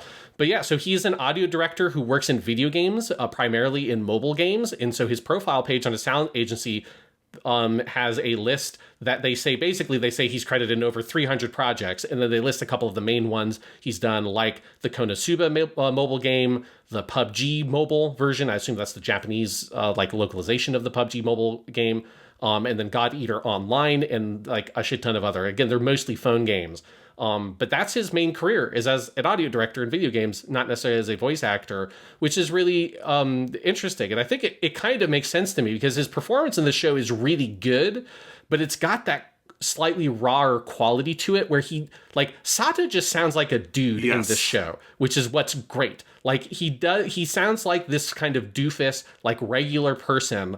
And I do think the voice actor is doing a lot of great stuff, because obviously Sato has a lot of comic elements and he does have to be fairly exaggerated, but somehow Koizumi Yutaka is able to take those more cartoonish or anime moments with the character, have them be extreme and play the comedy, while still feel like they come from this fairly subdued, normal guy voice that Sato has. And that's also enhanced by, you have his narration, that they have that little bit of like an effect over, like he's like almost like talking like behind your ear or something. That adds to that quality. But it's a really interesting performance that's quite different, certainly as a like protagonist, It's not the sort of voice you expect for this character. So it kind of makes sense to me that this actor also does not have the kind of career you would expect of a voice actor. Well, I think it's something very striking in the first 2 episodes is that the main voices in the first 2 episodes are Sato and Misaki. And as you say, Sato has that quality. I think Koizumi, he sounds almost more like a movie actor or something like that. It's a different quality voice for an anime. And then Makino Yui, who plays Misaki, was brand new. So this is like one of her first starring roles. And it also does not sound like an anime voice, really. Like it sounds a lot to me like a Ghibli voice or something, like where they tend to cast newer people and have them do slightly more naturalistic performances. And I think that's very striking because the show's tone is so unique right out the gate. And then it's at the end of the second episode and beginning of the third when you meet Yamazaki and you get Sakaguchi Daisuke, who has in this show the most anime-ass voice of all time. Yes. And I think that introduction, like that's part of the thing that really sold me on this show is like the kind of grounded reality of Sato and Misaki and that they are disarming in how they sound. And then you've got your super otaku comes in and he's voiced by Sakaguchi Daisuke. And it's just like this show has a very clear vision of its characters and their place in the world and how they want to introduce to you. And it's not just like great performances in a vacuum. It's great performances in tandem together to create this overall effect. Yeah, absolutely. And I do think, with like Maki no Yui's performance, like she has become like a fairly notable voice actress. Like the thing that we would know her from that we have covered is she's Fumina, the sort of main girl in Gundam Build Fighters Tri of that trio of characters. She's the girl with like the yellow themed color. She's in various other things. She's also Yusa, one of the main characters in Angel Beats, which I've talked about on podcasts before. And then one of her other really big credits that I just put this on here because when you look up, it's like you see this character pop up about 100 times because of the nature of the character. She's a character called Sakuma Mayu in Idolmaster, specifically the Cinderella Girls part of that. So that means she's in like all these movies and shows and games and Idolmaster stuff. But she obviously is in lots of anime and she has become a fairly prominent female voice actress. But this is one of her first roles. And as you say, it has this raw kind of quality that is very effective. And it is good at like making her feel also kind of like Sato, like really normal. Like she feels like a sort of adolescent girl. I mean, she's a little older. She's like 18, 19 years old, but it really fits. And there's this like kind of adorableness to it that I think belies the darker nature of the character. It's the thing that like Sato is only able to see the surface of her, which is this like cute, kind of like, slightly quirky girl who says things in like odd ways that is very adorable. But obviously she has had this very, very painful life, like a much more painful life than Sato, who obviously has a lot of his psychological issues, but he was not abused as a child, like he doesn't have that kind of background. And that contrast is very potent, and I think that casting is very effective for that. Also notably, Makino Yui does some of the singing on some of the songs, most notably for the song Welcome to the Dark Side, or Welcome, Come Over to the Dark Side is more accurate translation of that song title, which is sort of Misaki's theme. And that song pops up in the episode where they go on the date in terms of the full lyrical version. So it's like her voice kind of exists in that dimension of the show as well. And yeah, they are two really, really striking lead performances that, as you say, are very disarming. That they exist in a world that has more anime stuff like Yamazaki, who is a very heightened and kind of slightly ridiculous character. But they are sort of at odds with the world in which they live. And that comes across in the way that they've been cast and how they're performed. Yeah, absolutely. And I really I think Misaki's performance in particular by Makino Yui is like one of the best I've ever heard in an anime. She's just tremendous. And I think it's so raw. It can glide through all the tones of this show. It can be very funny. It can be very sweet. It can be very sincere. But there is something disarming in every single episode when you hear her for the first time of just how kind of real, but also slightly ethereal she is. She's a little distant. You don't know her. You really don't know her until episode 23 in terms of like where she's come from. And, you could, like, there's a definite quality to, in the early episodes when they're doing a lot of the stuff with the eroges and the visual novels that Sato is learning about, that she does feel like the heroine of a visual novel route. She does feel like this mysterious person that you've happened upon, and then you're going to learn stuff about. Like, you could definitely connect her to, like, the main character of a Clannad or of any of those key visual arts ones, particularly like Kanon or something. Yeah. But I think what's interesting is as you go along, it's, she's not magic. She's not from another world. She's not dying. There's nothing like extra crazy about her like you would get with one of those visual novel heroines of a different route. It is that she's a pretty normal person who is very much a mirror image of Sato. She is also lonely. She is also isolated. She is also depressed, and she is reaching out in whatever weird way she can. And I just love as it goes along and you see these different like sweet things about her that are so idiosyncratic, like the fact that she isn't in school anymore, but she, in the book, they say it specifically that she goes to the library every week and just checks out as many books as she possibly can. And that's why she's always carrying these weird books in her backpack. And no one is teaching her, so she's slightly off about things. Like, she introduces Freud in a very weird way, but she has learned about Freud. Like, there's all these little things, and I think it's such a vivid characterization. Like, I do think in any version of the story, Misaki is like the conceptual masterstroke of what Welcome to the N.H.K. is. And I think the way the show realizes her, particularly with Makino's performance, is the thing that makes this so special.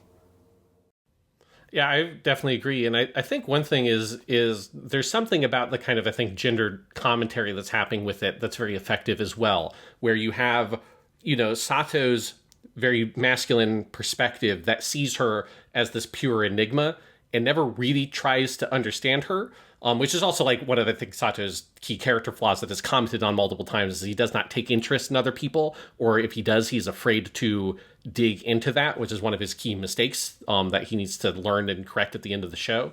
But there is just also this like sort of way in which you just kind of assume, oh, well, this like beautiful little girl is never going to have these kinds of problems. She's not going to feel these kinds of emotions. Like you have a very potent moment. And one of I think the worst things that Sato does in many ways in the show is when he refuses to sign that second contract, which I think refusing to sign that contract was the right idea. When he runs away, he tells her, like, a pretty little girl like you will be fine. Like the world, like he just believes the world will respond to you positively because you're cute. And that you will not have those kinds of problems like an ugly man like me. It's kind of like the implied reverse of that. And he runs away. And I do think like that is so true of like the attitude. I mean, one of the things I didn't put it in the research here. But one of the things when I was looking at the hikkikomori stuff is that there was a lot of particularly recent writing about like the phenomena of female hikkikomori and women who are in that position that are like invisible to society because they never bothered to study it. Now it's at a lower ratio than men, but there are still hundreds of thousands of hikkikomori women, but there's like almost no research about it. There has historically been very little commentary on it, because it is just like a thing that society is happy to kind of like ignore because it's just that's just like a thing that doesn't happen to women. And I do think that there's an effective commentary happening here of that Sato's key mistake is that he fails to see Misaki as a person for most of it, and as this sort of like alien cute thing that is so different in like a different species than him, and the way that we talk about gender in that way. And that is like one of those key things that he needs to get over, is to understand her as being someone like him in the way that she is able to see that in Sato immediately. To be sure, she also like spies on him from a distance for God knows how long and knows everything about him. But there's never a point where Misaki refuses to try to understand Sato. She's desperately trying to understand him to get him over to her side.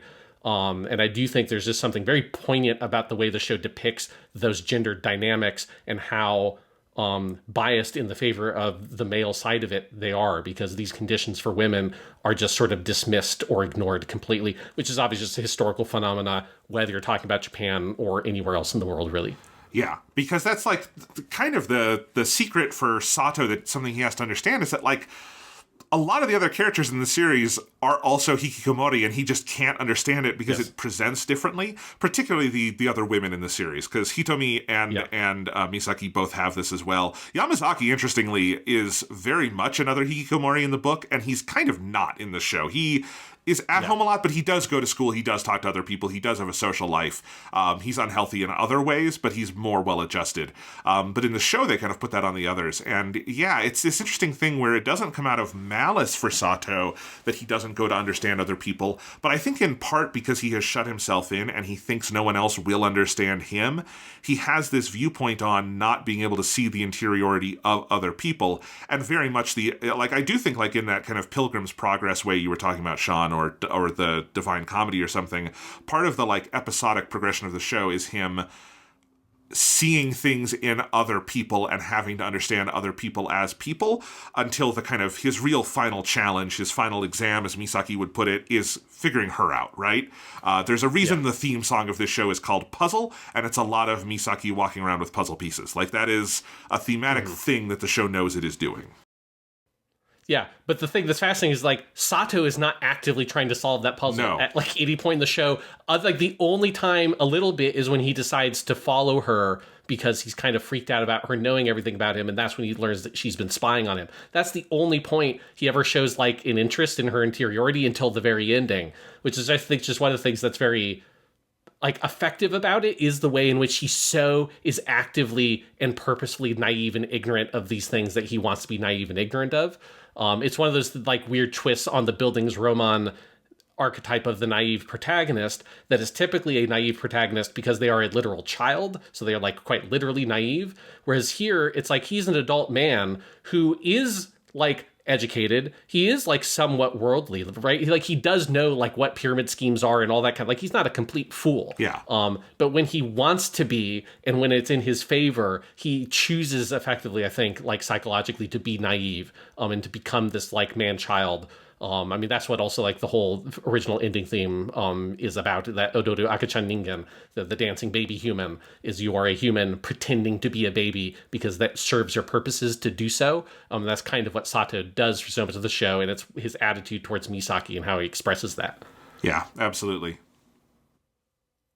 All right, so that's those two, and then we have Yamazaki, which we talked about a little bit. I want to go a little more into him. So we do want to just note, obviously, Sakaguchi Daisuke. It's been a lot of good stuff, like, of course, Uso Evan in Victory Gundam, with our NHK of Gundam shows, but he's in lots of other stuff. He's Shinpachi in Gintama, and then we also saw him in two key roles in our Kyoto Vacation because he is Satoshi, the best friend character in Hyoka, and then he's also Tsunohara, the other best friend character who is in Clannad. Two similar and yet very different best friends. And here he, as you would expect of Sakaguchi Daisuke, he is the best friend character in this show. But he is also, as you expect, like a weird version of the best friend character. And I do really like Yamazaki as a character, even if I think he's sort of like a jerk as a human being. Yes. But there is something like so realistic about him. Obviously, like, it seems like he's very toned down compared to the book that's trying to do something else with the character. But I think there's something kind of brutal about the much more casual misogyny he has in this than what it sounds like is the really extreme, monstrous version of it in the novel. But here, there's just this sort of like fickle misogyny he has of this like expectation that women will be kind of perfect for him and will do what he wants and what he needs. And when it just doesn't go that way, he will shout death to women, basically, loudly over and over and over again until he gets Sato to do it. And then he gets a call from Nanako and stops all of a sudden. Yes.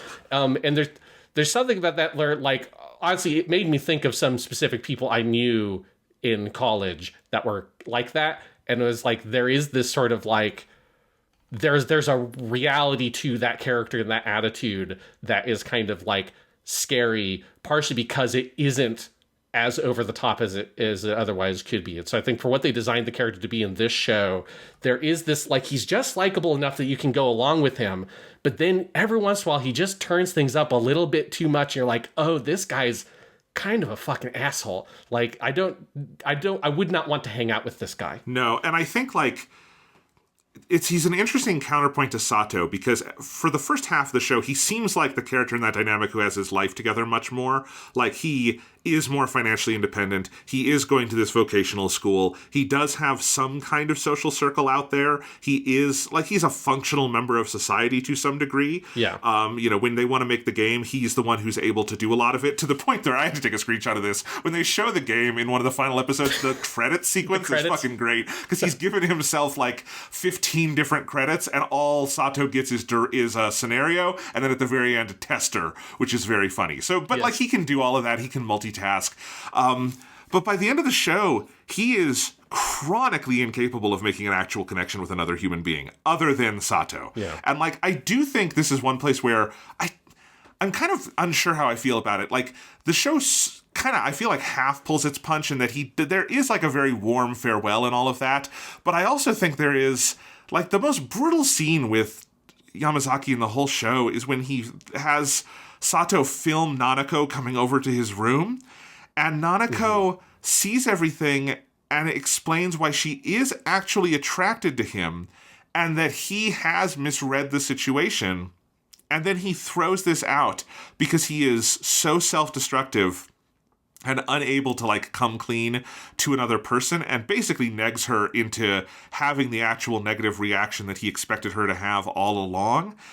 And, like, that to me is who Yamazaki is in this show. Is like, he could never do what Sato winds up doing in the final episode in saving Misaki and forging this seemingly, lifelong or intended to be lifelong connection with another human.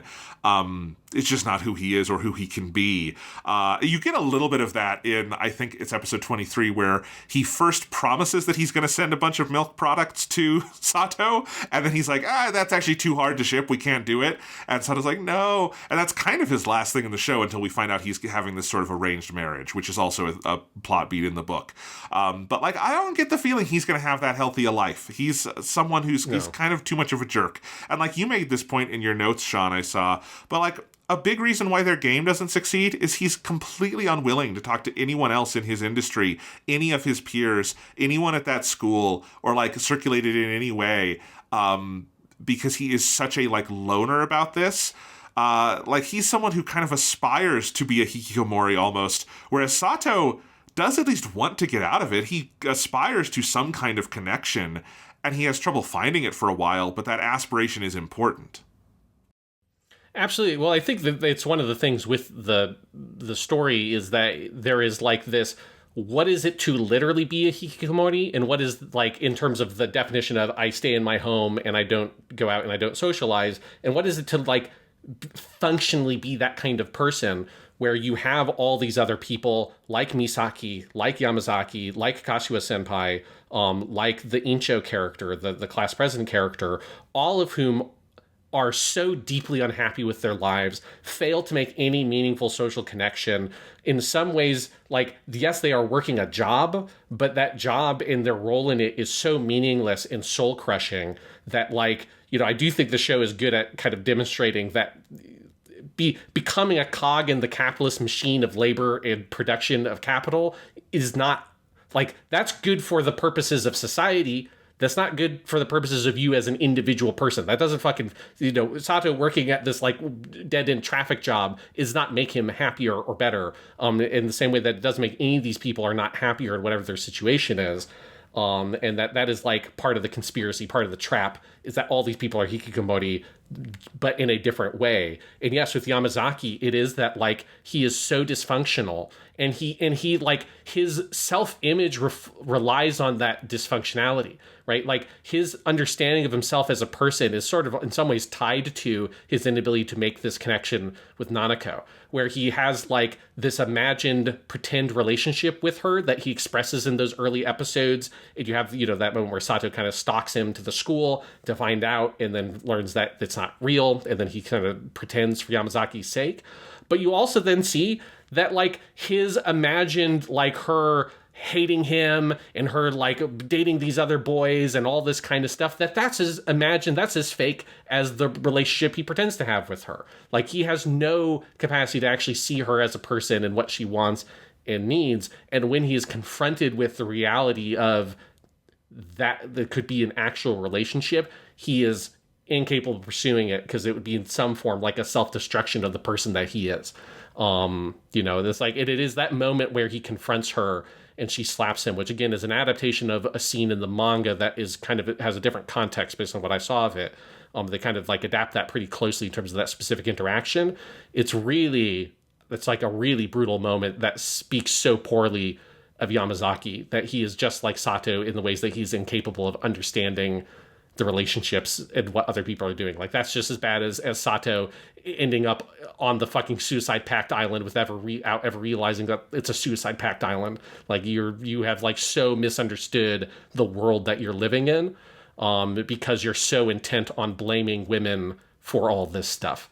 Yes. But again, it is that aspirational quality. Sato does want to get better, and you get this sense that Yamazaki is very set in his ways and has no interest or even really awareness that anything he does is wrong. Like, there's something very sad about how easily he gives up on his dreams of living in the big city and being a game designer near the end. Because we don't necessarily see Sato ever aspire for something that big, but it also seems like it affects Sato much more deeply that their game didn't become a success. Whereas Yamazaki, this was apparently what he moved to the big city for, but he abandons it pretty easily. He kind of has this, and I've known people like this like sense of that the world is against him and he will fail no matter what, and he's almost like happy when he is proven right. Do you know what I mean? Yes. And within all this, I do just want to praise. I think this is my favorite Sakaguchi Daisuke performance I've ever heard, and he is great in everything I've ever seen. I love him in every show we watch. Obviously it's so cool that he started out as Uso Evan and then became like the funny anime best friend. Is such a funny career arc to me. But this is like, because he is very funny in this. He is very charismatic, but there is also this underlying darkness and punch to the character, and it's just a really incredible, complex, layered performance. There's just a couple of things. I'm skimming through my notes on Yamazaki stuff, where what I want to read, he has his whole fucking insane rant. This is right before he does he wears the Kamen Rider mask. Yes. He goes, get rid of women, get rid of women, get rid of women, getting Sato to do the same thing, even though Sato has problems with women, but he's not a misogynist in the way that Yamazaki is. But in the lead up to that, he has this whole rant where he goes, originally, romantic love didn't exist in Japan. Arranged marriages and late-night trysts, or the Japanese word yobai, were all there were. This romantic love stuff is a custom that came in from overseas. Romantic love is a trap to expand the capitalist system, and you're going to let it dance you around like a puppet? We have to get on the other side of it and turn the love illusion into a way to make money. Which, man, that fucking tells you a lot about this dude. Yes. It tells you a lot. It sounds a lot like modern right-wingers talking about, what they want out of women and how they want to get rid of no-fault divorce and shit like that, and what they really see marriage as. It's dark. The one way I will say the way they play the misogyny differently is it just has like a harsher tone in the book, and it's like his monologues about it are much longer, and it feels like something it's like an ideology he's developed where he talks about, he has a whole monologue in the book about how women aren't human, they're something else, and all this stuff. And part of it is that when you do have Sakaguchi Daisuke voicing him, it comes off, and I think the way Sakaguchi plays it is as these like momentary whims where he goes on these weird explanations to try to like make a momentary ideology out of his momentary feelings and confusions. But of course he's very fickle about it, because at the end of their, get rid of all women thing, he then gets the call from Nanako and abandons it immediately. And so he's very, very fickle about all of these things. Yes, because I think it is just like, he's very childish in that way, that like when things don't go his way, I mean, it's a conspiracy, right? It's like his conspiracy is that the women, they're all against us, right? It's like you can't trust them. They'll just lie to you and they'll betray you, because there's this one girl I once had a crush on, but she had feelings for a different boy. Yeah. And that is enough for me to demonize half of the human race, because how dare she not reciprocate my specific feelings when we were children, right? And so he does have like these sort of what are for him these like deep felt pains of his inability to connect to other people, and whenever it doesn't go well for him, he just reaches into that well But then when things do go well for him, he's like, oh no, this is great. Like women are amazing and they're the best thing in the world because I am happy right now.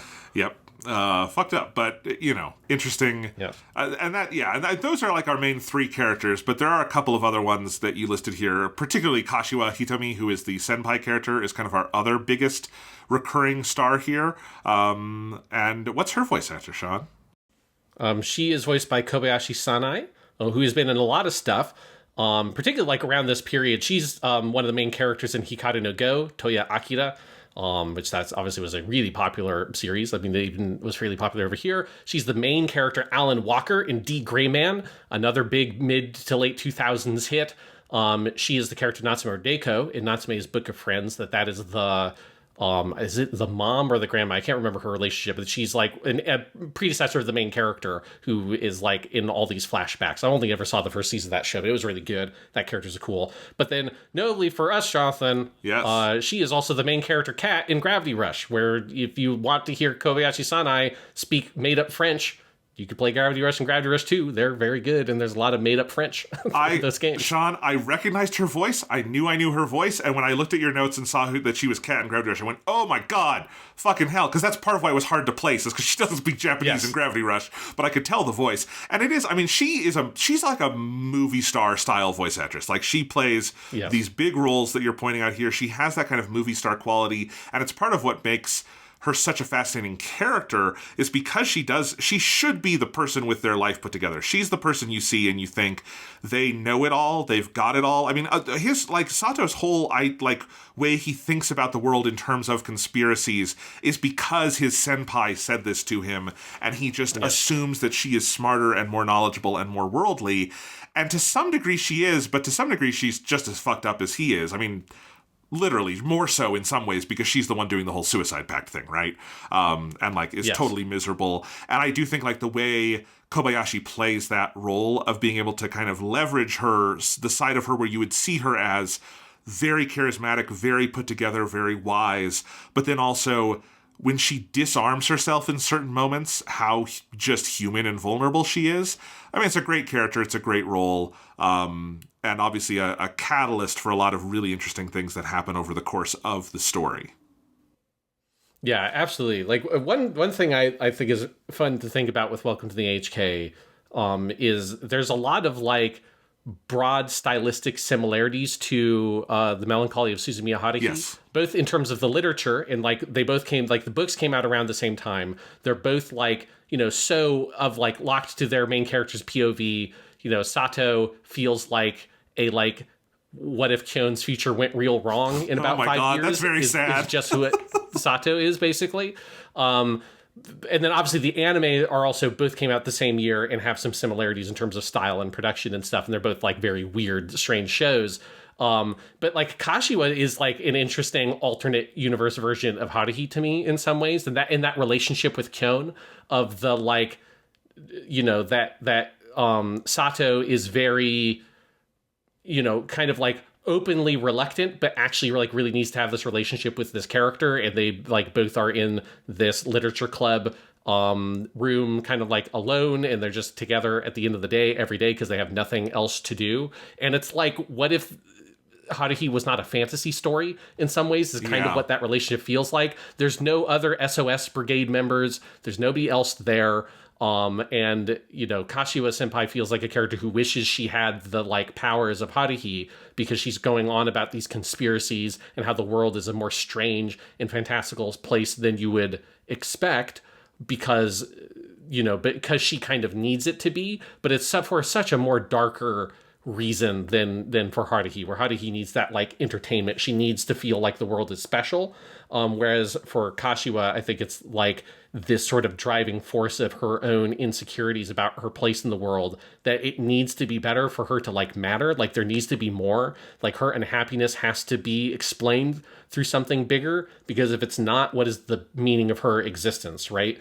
And I do think there's something really powerful about that, and especially I think there's something interesting about the juxtaposition with Haruhi, which are getting at some similar ideas but going through at such different means with such a different lens. And I do think Kashiwa senpai is just a fascinating character as this kind of central figure in Sato's life. They are constantly revisiting in flashbacks and then occasionally visiting in the real world as well. And every time she kind of comes into Sato's life, she sort of destroys it because she is so able to control him and take what she needs from that relationship with him, but is not willing to give anything back. I just do think it is a really, really interesting character. Yeah, absolutely. All right. And then in terms of, there is one other voice actor in particular I really want to shout out, and she doesn't have a hugely prominent role. It's one that you might not recognize because she usually doesn't play boys, but she plays a boy in this. And that's Sawashiro Miyuki, plays Kasano Yu, who is the gamer boy in the Suicide Pact. What? Is Sawashiro Miyuki. What? Yep. I didn't recognize her at all. Does she ever play boys? I have not heard her do that before. Oh my god. It was more common in this period, so she would have been very young. This is like pre-Persona 3, right? Or around the same time. Yes. So, yeah. This would be around the same time. She'd be in her early 20s because she started voice acting in like 2001 or 2 on a show where she was still in high school when she started voice acting. So this is like super early in her career still. And she did not typically voice male characters, and she certainly doesn't do it almost ever now unless she plays, like, I know she played the main Digimon Ghost game, which is sort of a boy voice. But yes, it was one where, like, that character popped up, and it was just, like, scratching my brain. I'm like, I know this voice incredibly well, but I couldn't place it. And then eventually the character said something like, oh my god, it's fucking Sawashiro Miyuki. Again, it's not like a super prominent character or anything. It is a good performance for what it is, but I just thought, it was like, that's a weird voice actor for, people who've listened to our weekly stuff and purely academic podcasts will know I have a long storied history with Sawashiro Miyuki as a voice actor. Well, if you think of Sawashiro Miyuki as like, what is the Sawashiro Miyuki character? It's characters like Mine Fujiko or someone like that. Yes. Who is like, or like the Raiden Shogun in Genshin Impact. People who are like women who are like very powerful, very independent, take no shit, usually hot, like that kind of thing, right? Like Mine Fujiko. Like she was the only person who could have done that when they had to find a new voice for her. Like it was just obvious. And it is just funny. She's not that kind of actress who, like you said, like clearly she can do young male voices, because I didn't notice it was her watching this show. But like that's just so funny to me. And it's funny to remember a point where you look back and like, right, she there was a period where she was doing like lots and lots of small roles in lots of different shows, right? Instead of being the star in several different things. So yeah, that's cool though. I did not realize that.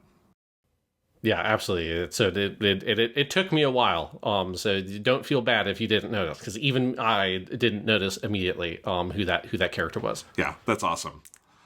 Well, I guess that covers the main characters you wanted to talk about, right?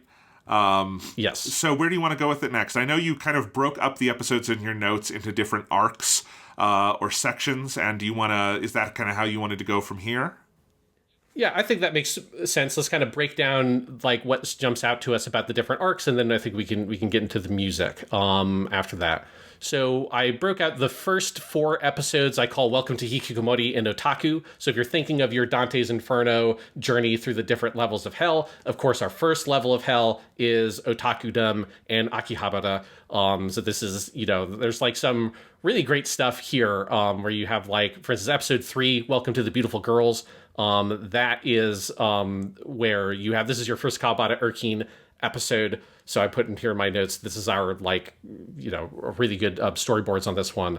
It has lots of like great distorted lens effects and stuff like this. This is the one where he gets his Yamazaki's private collection of pornography, which is sort of like, I think it's appropriate that that's a kind of a descent into madness, is like the world of online porn. Yes. There's something very appropriate about that. And there's an absolutely wild sequence in this episode where they, to represent Sato becoming addicted to online porn, they represent it as a Moby Dick metaphor of him as Captain Ahab hunting the white fucking whale. And this is all animated to the song Ashita wa Tabun Daijobu, which is also kind of like one of the main Welcome to the N.H.K. themes, that if you listen to the Dark Side album, it's kind of like the thing that begins and ends the album, is that the Ashita wa Tabun Daijobu theme, which is great because that song is all about like, things will be probably fine, is what Ashita wa Tabun Daijobu means. And so the song is about like, things will be fine tomorrow. Like, it'll probably be fine. And it's about that mindset of like, I don't need to bother with anything right now, because at some point things will get better, right? And this is part of that like hikkikomori mindset you get introduced to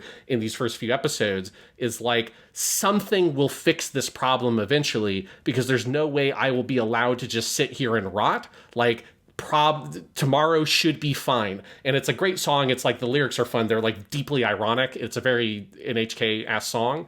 But I think there's something really perfect about that being this, like, he's just sitting there wallowing in like masturbatory self-pleasure, quite literally, being like, tomorrow will be fine. Like, I don't need to do anything right now.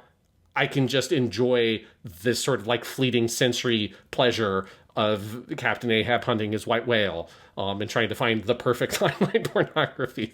It's just such a ridiculous metaphor to that song. And that's like one of those like early moments where you're like, okay, this show is absolutely wild. Yes. And I think this whole first arc is just fantastic. It's really interesting because this anime is 07, right? 06. 06? Okay. So this is the same year as Haruhi. It's 1 year before Lucky Star, but this is definitely an era where anime gets very reflexive for a bit on like otakudom. And this whole arc reminded me, this is kind of like a different vantage point on a lot of the stuff Lucky Star, the KyoAni show, does with looking at otakudom. This is kind of looking at the darker side of it in a lot of ways, obviously, because otakudom is not depicted in particularly negative light in Lucky Star, just in an obsessive light. And that is a difference from the book, because in the book, Yamazaki is an otaku, but Sato never gets really into that side of it. He only gets into kind of the porn side of things. But here you kind of get a tour of, and this is where I really like your metaphor of the like Dante's Inferno or something, of like he gets a tour of the whole like social class, or like of what this kind of hobby is, right? And so he gets to learn about anime and Akihabara and about body pillows, and he learns the wonder of buying a figurine of a character you like, and he gets into visual novels, and then in episode 4 he's taught about what are all the different female archetypes in visual novels and all of these things.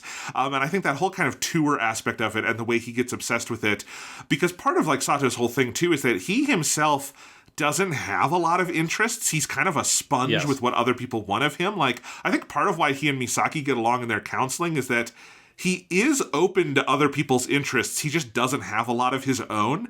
And so I think it's funny you sort of see that pattern established here. And yeah, it's definitely something to put on the shelf next to some of those other anime works we've talked about from this era, where anime itself starts to get really self-reflexive about otaku culture as it has come up. And not just in kind of the Neon Genesis Evangelion, like, psychodrama way, but in just a very practical, like going to Akihabara and buying stuff. Yes. What is the, summer, not Comic-Con, Comic-K, yeah. All of that kind of stuff. And I think it's very good. And I also like you have in your notes that their whole Galgay plan is basically they want to become Type Moon. It's like they have because of course if you know the actual history, that's exactly what he's basically laying out there. But of course, instead of Kinoko Nasu, he's got Sato sitting on his bed, who hasn't written anything in years. Instead of like one of the great novelists alive today, he's got Sato at his side. And it seems like Sato does his best, but his best is not Kinoko Nasu. Yeah, that is one of the really funny things about Welcome to the N.H.K the whole time, is like Yamazaki's faith that like somehow their game is going to sell really well, even though he knows that Sato was only in the literature club because Kashiwa invited him on a whim and he had nothing better to do. Like, he knows that, like, Sato's not an idiot, and he clearly is like somewhat well read. Like, he knows Freud better than Misaki knows Freud and stuff like that. So it's like, he's not a complete fool, but he's also not an author. Yeah. So it's like the idea that somehow getting Sato to write the scenario, because that's a thing that technically anyone can do. Anyone could type words into computer as long as you know how to type. So it's like, yeah, I mean, he can literally do it, but can he do it well? Probably not. And it's one of the things that makes their whole Type Moon plan just so ridiculous from the jump, is that like Yamazaki has some of the skill as an artist and a programmer, but Sato is just not part of that world at all. So you can't just throw a warm body at a computer and be like, and now we're going to get, Clannad is going to come out of this or something. Like, this is not going to happen. One of the things you noted in your notes here is episode 4, which is the one where we learn about, where we go to Akihabara and they give the whole lecture about the different kinds of archetypes, is that there's some rough animation in this show in places, particularly characters just get off model a lot. And like prominently off model, like not in the background of a scene. And I think it's interesting. And tell me if you've had the same sense. I feel like this particular era of anime has like a higher quantity of off-model shots than other eras of anime.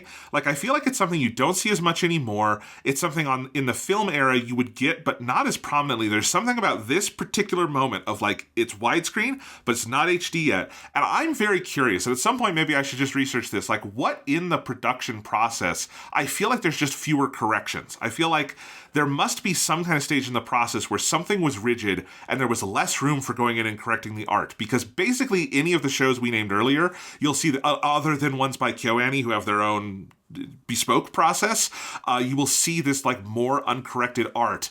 The flip side, though, is I kind of think it works for Welcome to the N.H.K. because the characters are so distorted as people that when you have, like, Yamazaki's chin, like, twice as wide as it should be, or no, Sato's chin is what often gets, like, weirdly wide or things like that, I kind of just think it works. Like, there's something about it. Like, I don't think in a lot of cases it's intentional because it doesn't look intentional, but I also don't think it distracts from what the show is doing. Yeah, I agree. Yeah, because that's what I put in my notes. Because episode 4 in particular notably has, in that Akihabara sequence, some shots that are like the 2006 equivalent of those early Dragon Ball Super episodes that people memed of like Super Saiyan Goku looking like, a carrot. Like, it's just like awful. But here, because the show's aesthetic is so fucked up anyways, again, this is an episode after we had an episode that has a whole hallucinatory metaphorical journey where he is Captain Ahab hunting the white whale, but the white whale is the ideal porn for him to get off to. So it's like this show getting characters off model is just like, yeah, these people are fucked up, so them looking kind of fucked up, it totally works. And there is something about like the descent into madness that is going to Akihabara also looking really weird in a bunch of shots. Like, it does weirdly work for the show. The other note I have for episode 4 that I wanted to remember to bring up, because I do think it's something very canny and specific the show does with that like relationship to women, is so much, because the Yamazaki stuff is how we see the otaku stuff. It is very like specifically looking at the otaku relationship to women and women in media and women in the real world. And I do think it's like a really powerful criticism of that, where it is looking at like the worst elements of that shit. And I think one of like the best sequences with that is when Yamazaki is laying out like, here's what galgay is. This was like a visual novel is where you date the girls and they are all going to be like templated archetypes, which is all fair enough, right? Like, yes, you typically have your template, your tsundere, kudere characters, childhood friend, whatever. But he specifically labels 3 in this order, and I think it's so intentional, where he goes, you have like your childhood friend character, and then he has a little bit of like an explanation of that. He said, then you have your maid, and it's like you have your whole maid character. And then he's like, and then you have your robot girl. And those are the 3 archetypes he lists. And it's like, it's such a specific, like, he's looking for that submissive character that's going to just do whatever the main character says. He also lays out his whole, like, the protagonist of the love interest in these games have to fall in love with the main character for no reason, never betray the main character, always approach the main character, like, proactively, right? He lays out all these things, and then he gives you these 3 archetypes. And there is something that it just speaks so much to Yamazaki's mindset of that, like, women are here to serve you at your pleasure, and that the less real they become, the better they are, because his favorite of those 3 was the robot archetype, and it's just like the robot girl that does whatever you want her to. It is completely obedient. There's just something very potent about that is his viewpoint, that's what he wants. That's his idea of what is appealing about these games and this media. Which obviously, like, there are lots of visual novels in Erige and Galgay that are way more sophisticated than what Yamazaki is laying out. But I think there is a reality to the way in which that sort of the some of those specific archetypes, and then the merchandising around it and stuff like that is so there to placate this very specific section of the audience that is looking for this very specific fantasy. That, depending on the kind of person you are, is also fueling this really gross real world attitude towards women, which is the kind of person that Yamazaki is. And he's trying to sort of give this to Sato as well. And luckily for us, Sato doesn't really take to it all the way. He flirts with this stuff, but he doesn't stay in that world. Sato actually seems fairly thoughtful in how he's trying to write the women in his story. Like, we never get a sense that maybe he's writing a masterpiece, but it does seem like he's written real characters at a certain point. But I do think it's interesting because if, Yamazaki, if his aspiration is to become Type Moon, I also think it says something that, particularly when the book came out, 2001, Yamazaki would have played Tsukihime. Like, that's one of the visual novels he would have seen.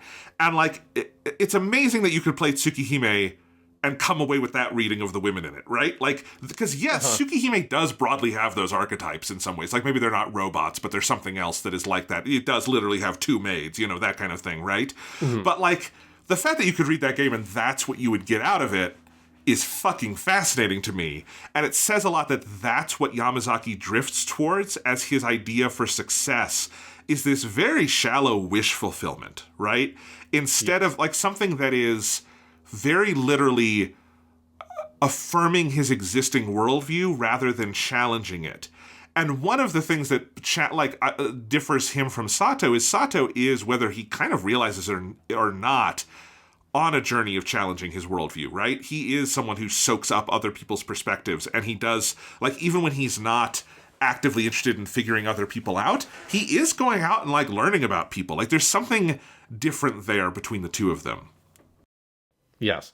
I mean, Yamazaki is the kind of otaku that would watch End of Evangelion and not understand what is happening in the scene where Shinji masturbates over comatose Asuka. Yes. Right? Like, he would not understand at all what is happening in that moment, and, like, he would not be able to self-identify. He'd probably be really into it. Yeah. In this sort of, like, totally non-introspective way, right? Like, because you do have, that's part of that thing of, like, the merchandising and the commercialization of Eva, and specifically of Asuka and Rei, is that they get crunched down in that commercialization into, this is the tsundere girl, this is the kudere girl, and they're just both way into Shinji, a.k.a. they are way into you, and they just express it, one through, like, being outwardly prickly but really loves you, and the other being totally obedient in a maid-like, emotionless way.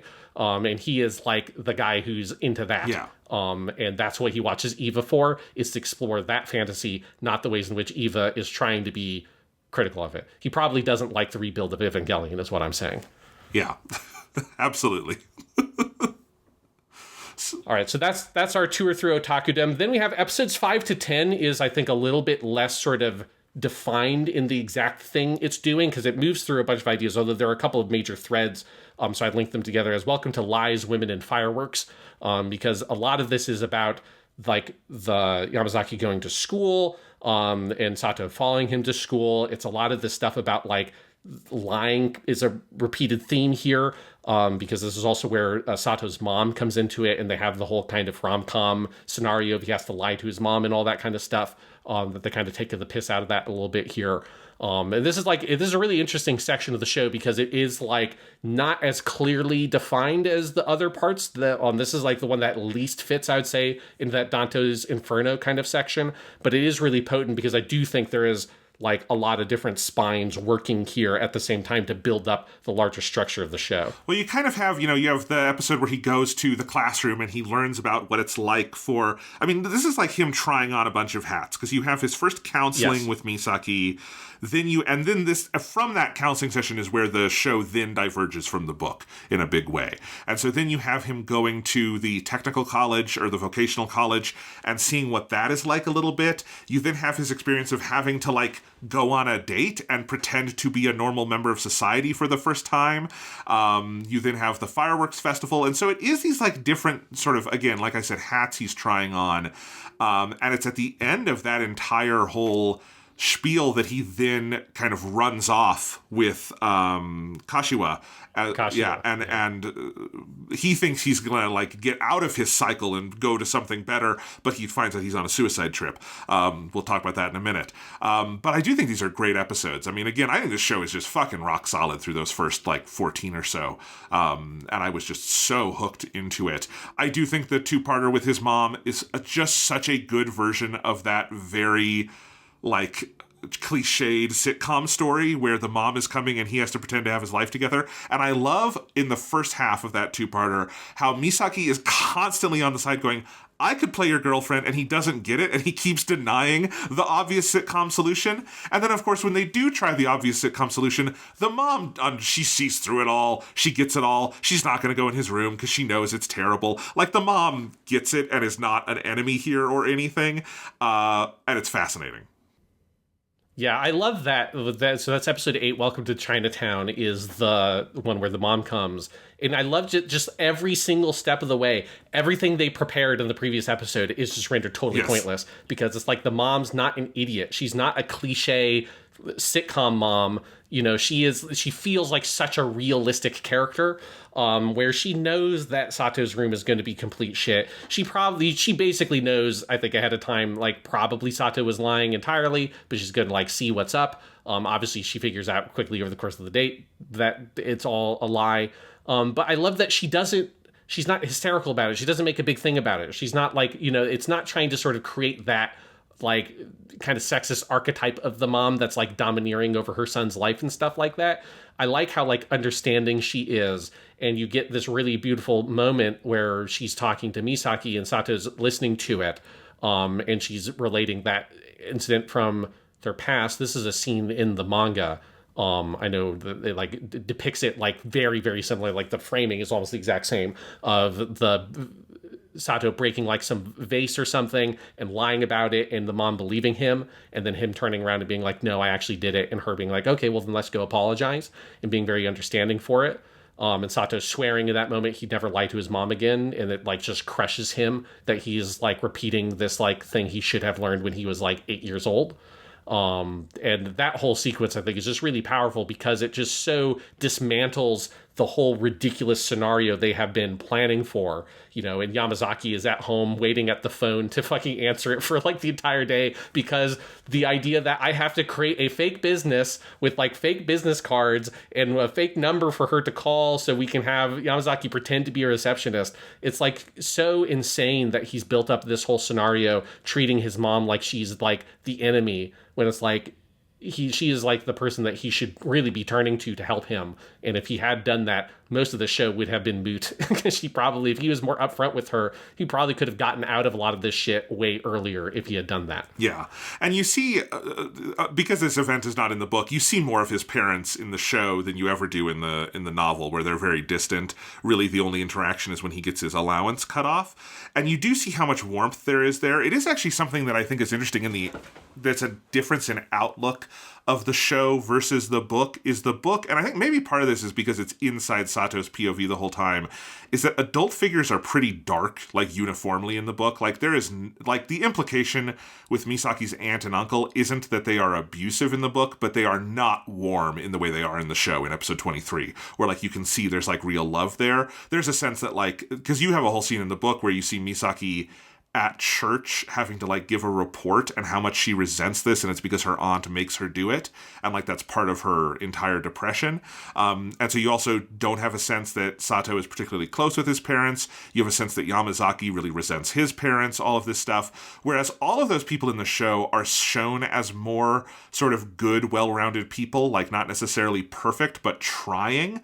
And I do think that's an interesting difference. I think, again, some of that is down to the show is a TV show where we are not in the head of one person at any given time, so people are not going to be flattened that way. But the show is just a generally lighter version of the story in certain ways. Like, again, there isn't all the drug use and stuff like that. And I think that is one of the things that differentiates them. And I'm not saying one is better than the other here. I just think it's an interesting difference that you get. Yeah, because there's something I really like about how, like, regular the mom feels here. Just feels very effective. Yeah, I do want to mention I did love in the scene where they're making their company, one of the names they come up with is Wonderful, Fantastic, Dreamy Gal Games Company, created by Yamazaki and Sato from MH for the future. It's so good. Which I wish they had gone for Yes. that. I wish they'd put that on their CD jewel case. This is going to replace Type Moon. This is the Gal Game Company for the future. I also love in that stretch when they go on their like practice date. I added this to your notes because I thought it was so funny. One of the movie posters at the theater is called Die Jaws, and it's like a guy with a gun, and the tagline is "There's no limit to bad luck." And I want to know what Die Jaws is. Is it like a sequel to Jaws where there's like a guy getting revenge on the shark, or is it something else? I don't know, but it's a very good fake movie poster. There are lots of really good fake movie posters. I remember there in some of like the stuff when he goes out at New Year's, there's like posters for like H-Men and K-Men instead of X-Men. Yes. There's like a fake not Superman Returns poster.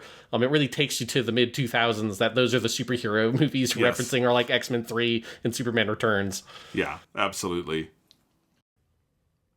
All right, so other stuff really notable in this section, you do get, this all climaxes in episode 10, Welcome to the Dark Side, which is one of our Kaburagi Hiroshi episodes, where this is the one where he follows Misaki home and learns that she has been spying on him the whole time. And again, I think that sequence of him tracking her is just so well storyboarded and so evocative. There's a lot of stuff in this section of the show that just like makes such good use of like time and space. Because also I think like the date that they go on in the earlier episode, there's a scene at the end of episode 8 where Sato and Misaki are like on a harbor and they go up this hill that overlooks the town. After the mom goes home. There's just lots of moments like that are really powerful uses of this space, especially because you have not been outside for most of the early parts of the show. And I think that all comes ahead with episode 10, where you just get most of that episode is just outside, them following her and learning what all this shit is about. And it just feels so open. I think it's a really great example of storyboarding help show the change and evolution of the show and the world the characters live in. Yes, and it's an interesting difference with, like I just said in the book, the kind of version of this is that instead of going to find her home, they wind up following her to a church meeting. And you use the word cult in your notes. I'm not sure if it's supposed to be a cult, but it's like... It feels like it's that Japanese thing where it's like, is it a cult or not, okay. Right? Like, because I didn't put this in my notes because it's not a main feature of the show, but Japan obviously has like a really big social issue with cults. Yes. And like it's the Japan, like socially, like the government is very tolerant of cults, and they have had lots of issues since like the 60s and 70s with various cults. And there's like, you don't get enough detail about what organization the aunt is part of, but it reads to me like it is adjacent to the happiness cult. It's maybe not as hardcore as one of those, but it uses like the flyer she hands out and stuff like that smacks of that sort of thing to me, much more so than a conventional Christian church. Yeah, and in the book, it is, I don't know if I would say conventional, it feels to me like an American evangelical church where, like, there's a heavy, like, they make all... Well, I think that's a cult, too, yes. You say evangelical church, you say cult, I say cult, Yeah. It's like, yeah. No, but I don't think they're different. I'm just making the point to connect to, like, something listeners might know. But it is the kind of thing where, like, the kids in the church have to come up and like present on religion, and like Sato goes to try to discover kind of what Misaki's relationship to this is, because at this point he still thinks maybe the whole hikkikomori thing comes from the church stuff, but he learns it doesn't, because Misaki gives this like very half-hearted like reading from the Bible and then sits down and is like very clearly does not want to be there.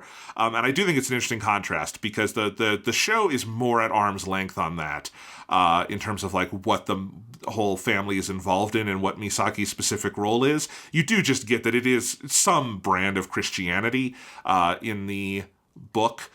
So those two scenes are they're not the same scene, but they're getting some of the same points across, which is interesting. Yeah. Yeah, it is.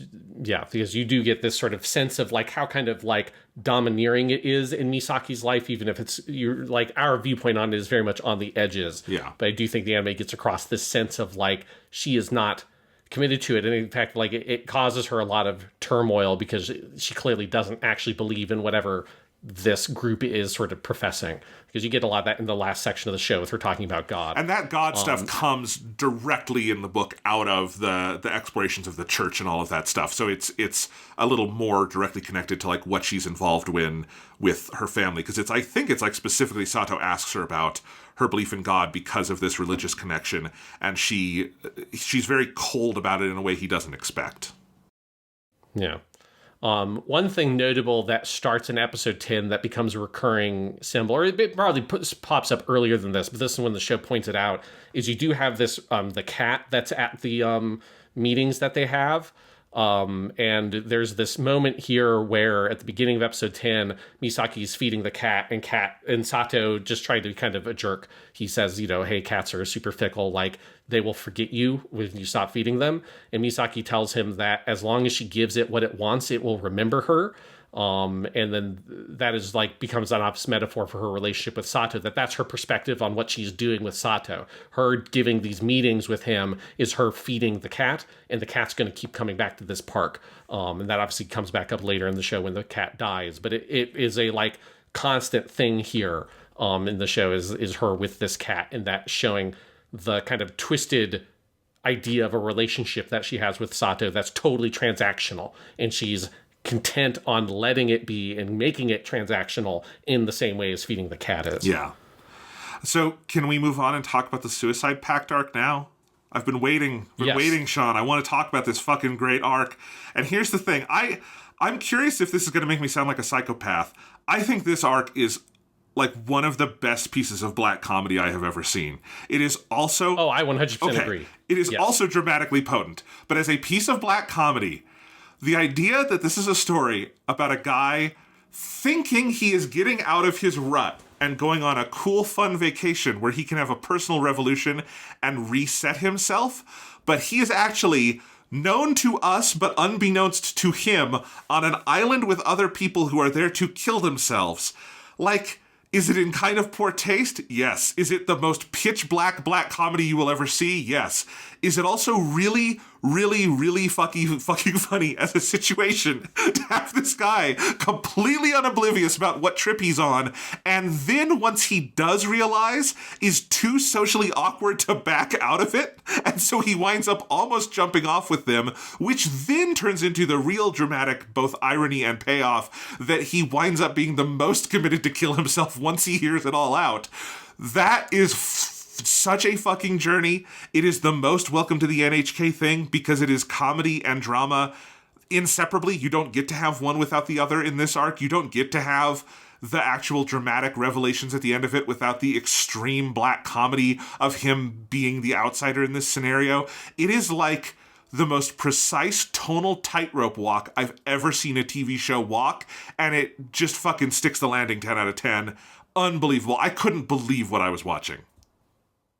Oh, absolutely. That's exactly the reaction I had, both on this watch through, but especially my original watch through, right? I had no idea what I was getting into, and just being like, this is absolutely insane. But yes, it has to be the most potent example of dramatic irony I have ever encountered in any piece of fiction, because it's so multi-layered. That switch of like him being there to get a new lease on life with all these, unbeknownst to him, with all these people who are trying to end their lives, and then it flipping to his sort of like casual warmth and kindness, convincing them all that they should live. And then that being the thing that drives him to now, who didn't want to kill himself, now to kill himself. Yes, it is like the most fucked up black comedy, but it is so powerful, partially because it's just so kind of like open about what it's depicting, right? It's like not trying to sort of like walk around the subject matter. It's so direct about it. And it is very funny, but the ending of it, like episode 13 and episode 14 are so brutal, particularly the end of episode 13, where he's almost going to kill himself. He ends up deciding not to, but slips and has to get saved at the last moment. And then him lying on the ground crying. And then Misaki is also on the boat crying, and the screams sort of overlap into the title card at the end of the episode, Welcome to Heaven. Which again, if you want to draw your like Dante's Paradise or Dante's Inferno thing, where there's like an interesting inversion of like this whole thing about the island closest to paradise is the name of their group. And this idea of them, like, again, that inversion of like heaven and hell. And Dante's Inferno starts in, or the Divine Comedy starts in hell, goes to purgatory, then goes to paradiso or heaven. It's all, I think, very much there. And a lot of this stuff is sort of pulled from the manga, but it's pretty heavily modified. Like, this goes into way more detail. All the stuff of, like, Sato deciding to, like, actually, like, going to the edge of the cliff and almost dying is not in the manga version. In the manga version, Misaki, the fiance character for Kashiwa and Yamazaki, don't go to the island.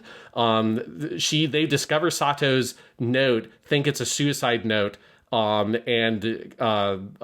Misaki freaks out, and her and Yamazaki go dashing, but Yamazaki is actually running to the summer kamike, because he's like, oh, Sato's not going to fucking kill himself. That's where the line, nobody, like, we don't deserve to have dramatic deaths, that's where that comes from, is he's just convinced Sato's not actually going to die, and isn't even trying to go to the island. And the whole thing gets called off mostly because Jogasaki calls Kashiwa and proposes to her over the phone, and that just causes her to not want to kill herself. And so a lot of that later stuff of him almost actually committing suicide is a later thing in the manga. So they've, like, really kind of taken multiple different threads and pieces for the anime and all tied it together into this one sort of, like, mega arc that you get here. And it's just so powerful. And each step of the process is so intense. And then you also get your episode 14, which is your come down of them all going to the hotel afterwards. But yeah, it is one of the most wild story arcs I've seen in a show, and it is just as effective now as it was when I watched it like 10 years ago. It's so good. And again, talking about why it is funny sounds callous at a certain point, but I do think the show does it with a lot of, like, empathy. Like, it understands these people. It wants to understand these people. It is the juxtaposition and the irony of it that is what is funny about it. That he is, like, it's like when he is trying to build the fire, for instance. That is a very funny scene where he's trying to get all these logs to build a fire on the beach, and everyone else is like, why the fuck are we trying to build a fire on our suicide trip? But by going through the basic effort of building something, it pulls them out of their funk. Like, just the very act that they are with someone who wants to be alive, or, like, isn't really thinking about whether they want to be dead or alive at that point, honestly, but is just, like, moving through the world, and that being the thing that kind of unlocks in them this thought that, okay, I don't actually want to go through with this.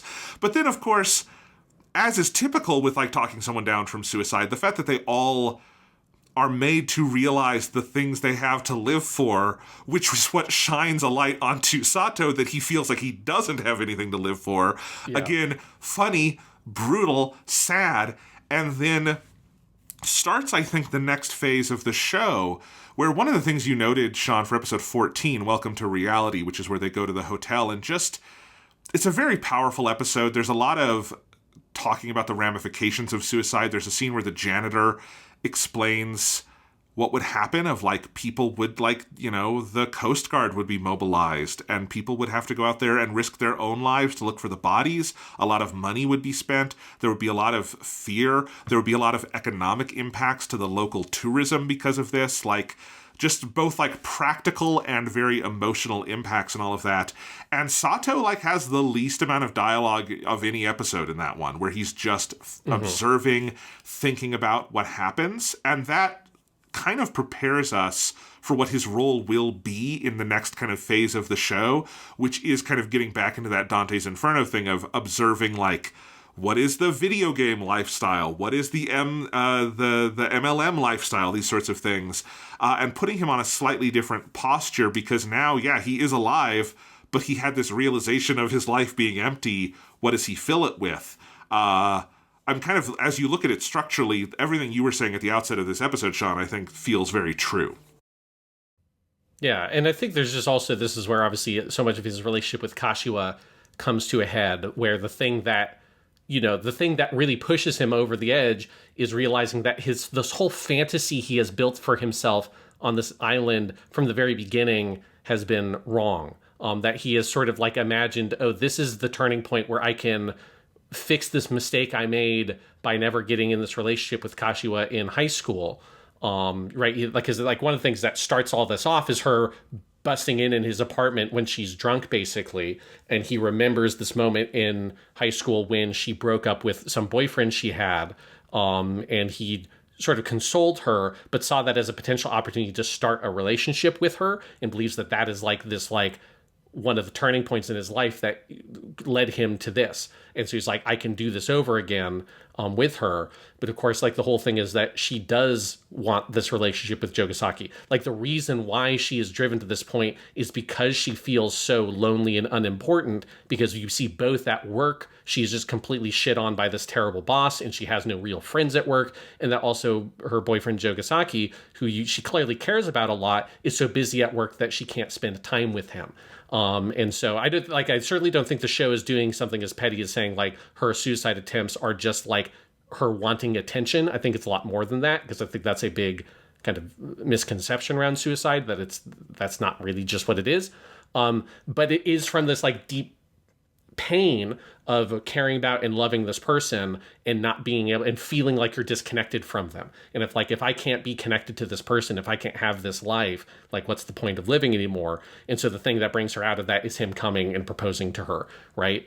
And that just, like, exposes to Sato how much of a clown he has been, right? Like it makes, there's that line in Romeo and Juliet after Romeo kills Tybalt in a fury, which obviously sets the whole tragedy of Romeo and Juliet truly into motion, where he screams to the heavens, I am Fortune's fool. And that is what Sato is in this moment. He is Fortune's fool. He is in fool in the medieval sense of he is the clown. He is the jester on stage, who is an idiot, who has been, like, fiddling around and dancing, but just to, like, the tune of everybody else. And that his relationship with Kashiwa is not the relationship he thought it was. It's never going to be the relationship he thought it was or he wanted.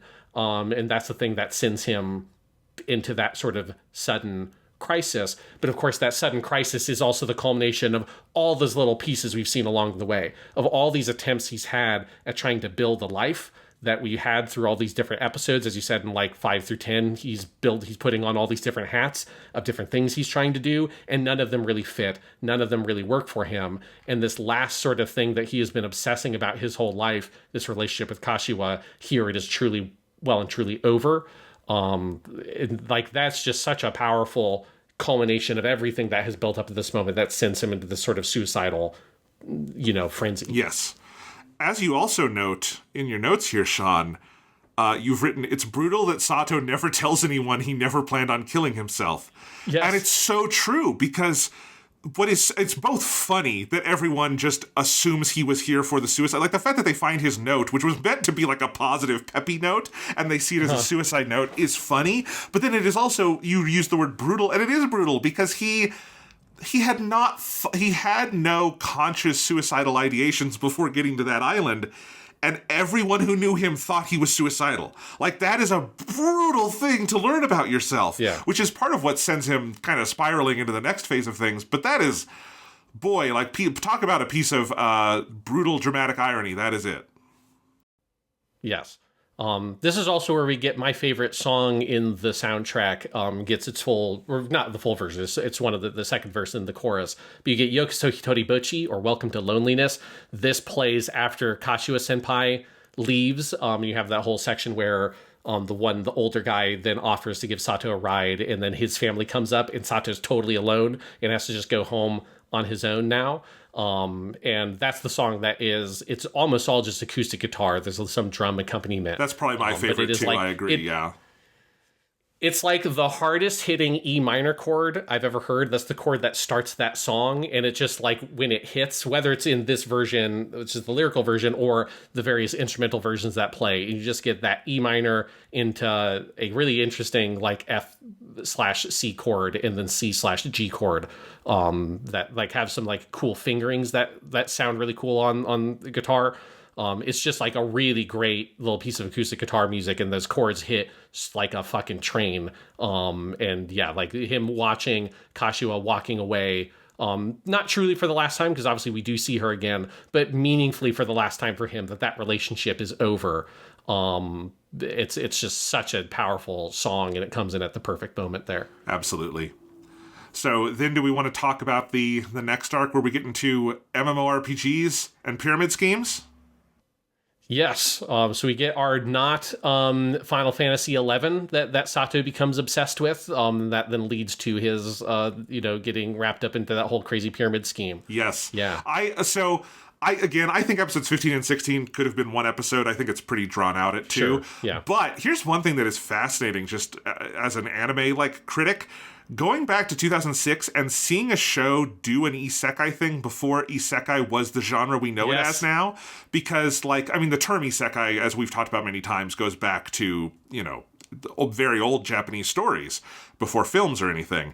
But the way we use it now is to refer to the video game stuff, and that really comes into the fore with Sword Art Online in 2012. So, it's a fairly recent phenomenon there, right?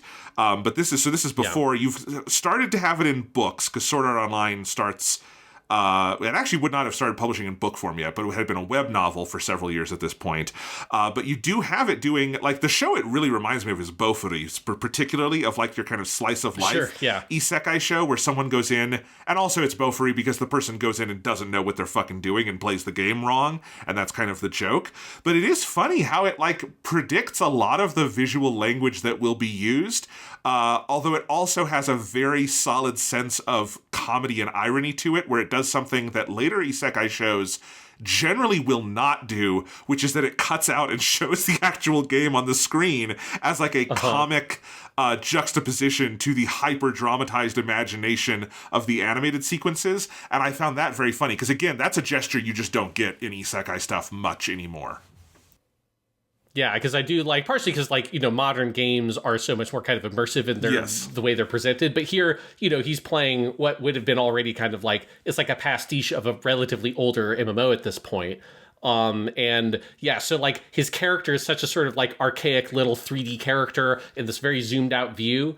And so when you get that thing at the end of episode 15, Welcome to Fantasy, where most of that episode is just in the world of the game, and at the very end it pulls out as Misaki's coming into his room because he skipped the counseling session, and you get this sort of horrifying look at Sato, who is just cackling into the camera, and he's he's fucking ugly, and he hasn't showered, and he's got all this unshaved scruff, and his eyes are bloodshot.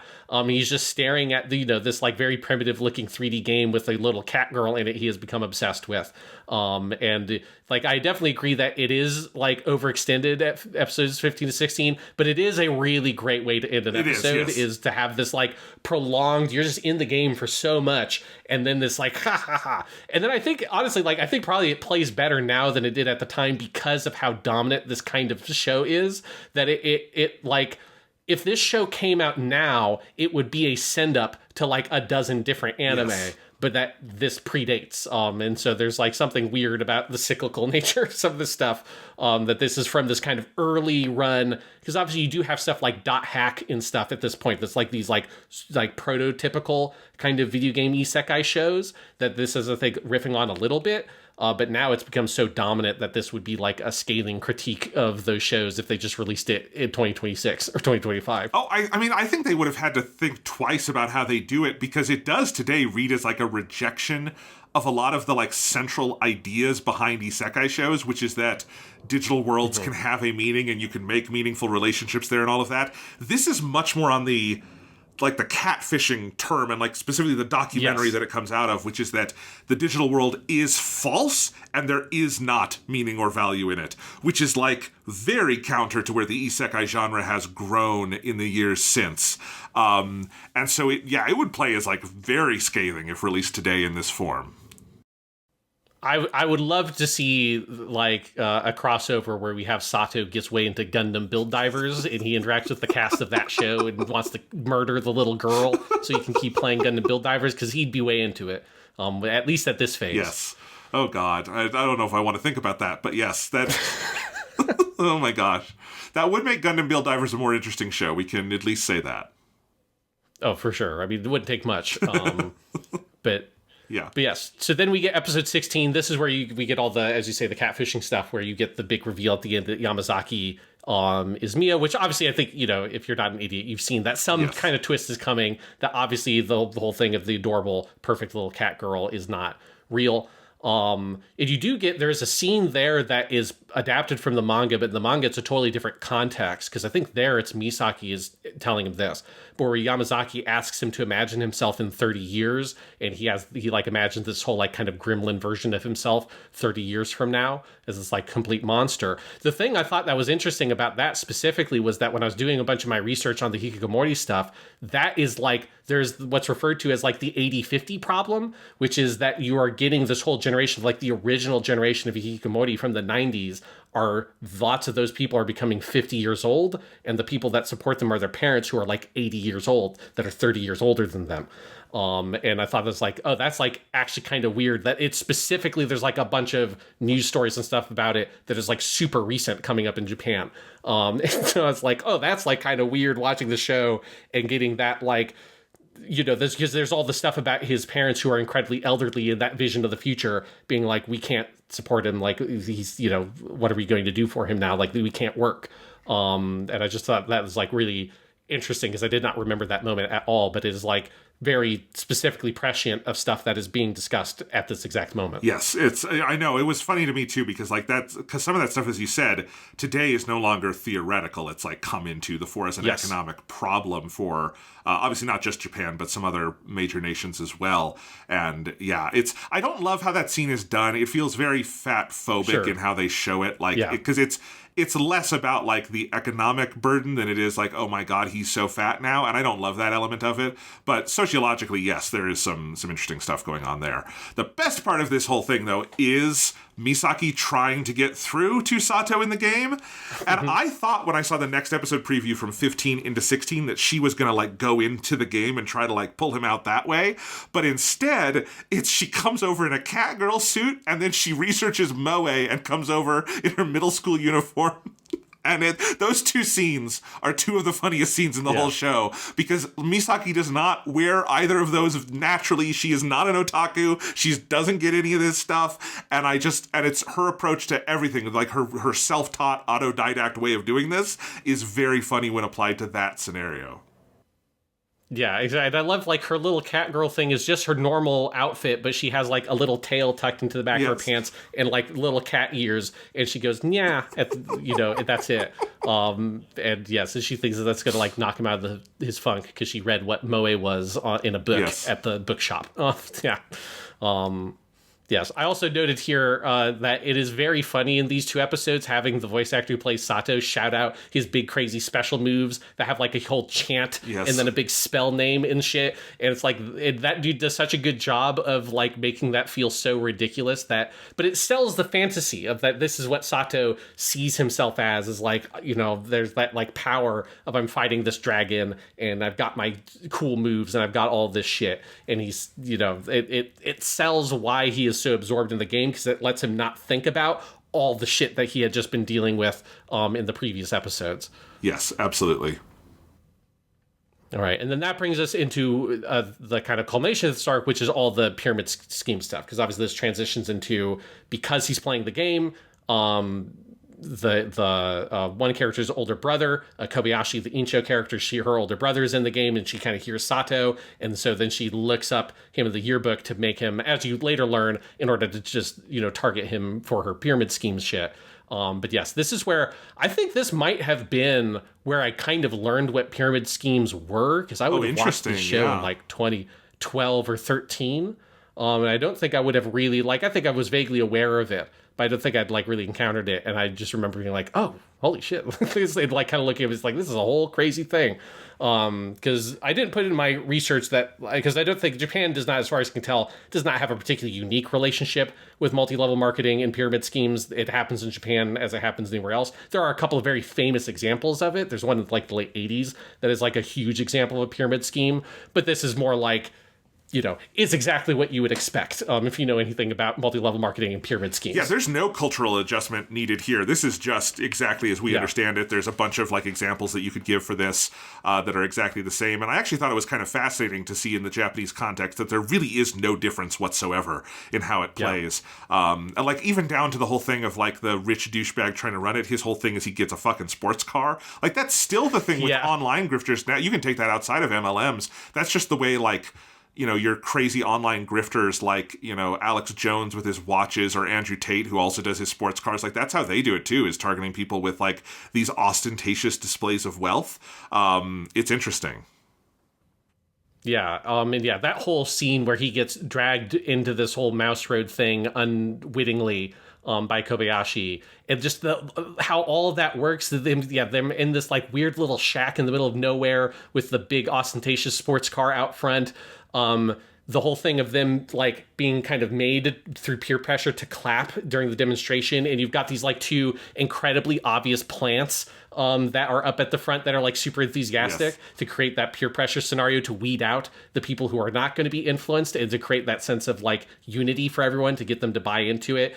The like way that they talk about the like laundry detergent or whatever, like, oh, it uses friction, blah blah blah blah blah, and look how clear it is and how muddy it is, like how the clarity of the liquid left over from the laundry detergent in any way determines how effective the laundry detergent is, right? It's like them just speaking with confidence about things to make it sound like it matters, when it's just like, well, that's the way these kind of scams would weed people out, is you say something intentionally ridiculous that anyone in their right mind would not buy and wouldn't do, but you don't want people in your right mind. This is why, the Nigerian Prince email scam, it's why they're always misspelled, is because they want to weed out people who would spot misspellings. It's the same exact thing. Exactly.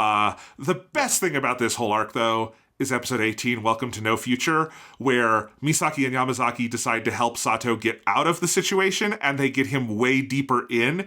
That whole scene at the restaurant, appropriately called Refrain, where Kobayashi does this like masterful example of how to sell them on something else instead, and they all go home having bought even more and then realize it, is so funny. It feels like the dark inverse, like the evil version of one of KyoAni's mini cafe scenes, where there's a long sequence of people talking together at a cafe, but in this case, it's not like the Endless Eight or something. It is someone doing an MLM on them. Oh my god, that part is great. Yes, because you have all the stuff of Misaki has bought the Manga de Wakaru, or like Learn It from Manga, multi-level marketing schemes, which is an amazing book. And everyone else like rolls their eyes at her because it's like, oh, this is so ridiculous. Like, what are we going to do with this? But then, of course, after they get fucking doped, they then look at it and are like, oh, oh shit. It's like, don't fucking, dismiss Manga de Wakaru. That's a popular format for a reason, guys. Indeed. No, it's again, like, I'm actually, the more we talk about these, the more I'm generous I'm feeling towards these episodes, because there is a lot of good stuff in them. Again, I think like this 5-episode stretch could have been cut down to 3 or 4, and I think there's a little bit of like long in the toothness about it. But when we go through it and talk about the different things, I love a lot of the creativity here. I love that. I love that the whole scheme is called Mouse Road, and the logic for that. I love that their poster is literally people making a human pyramid. It's so good. It's just, that's so good. I don't know if I like fully bought the kind of dark emotionality of the ending with like the Hikkikomori brother and all of that stuff, and tying it into the ML and into the video game and some of that. Particularly, I don't know why. I don't know if that hit me as hard as the other stuff. I think the comedy of these episodes works better than the drama for me, but I do like the comedy stuff an awful lot. Yeah, well, I think it does have that effective turn where, they build up Kobayashi into this real villain because she's, scamming them. But of course, like, the reality is that anybody who's not at the top of these schemes is fucked. Yes. And so she is more fucked than they are. And there's, I think, it's a very effective turn where there's a real sympathy for Kobayashi in her situation, where, we are just seeing someone at a very different stage in the process that luckily Sato is going to be able to pull himself out of. But if he did not, he would end up being who she is, right? Because you do get this interesting thing in this arc that it sort of reflects some things in the Suicide arc where you have these two different women from Sato's past. You've got Kashiwa and you've got here Kobayashi, the Incho, whom he has like these like very defining memories of. In episode 1, he has like this big sort of like, if you know the book, is a drug-induced sequence. You don't make it explicitly drug, but he has like this whole like obsession with like these like past memories that he's thinking about, and he thinks about all these moments with Kashiwa, but he also thinks about this moment where they're all goofing off when they're supposed to be planning the class thing for the culture festival, and she specifically singles him out because she's so frustrated, and it's this moment of social awkwardness he remembers. So it's like this character of Kobayashi has popped up in the background throughout this. So you have these two women that are these like sort of defining people from his high school days that he has these specific memories he can't seem to escape from. And both of them offer him two different explanations for how to escape the conspiracies. Kashiwa tells him that the only way to escape the conspiracy is to do something so extreme that the conspiracy can't anticipate it, right? Which in this instance is killing yourself. That's the one thing that they wouldn't ever expect you to do. That's the only way to get one over on them.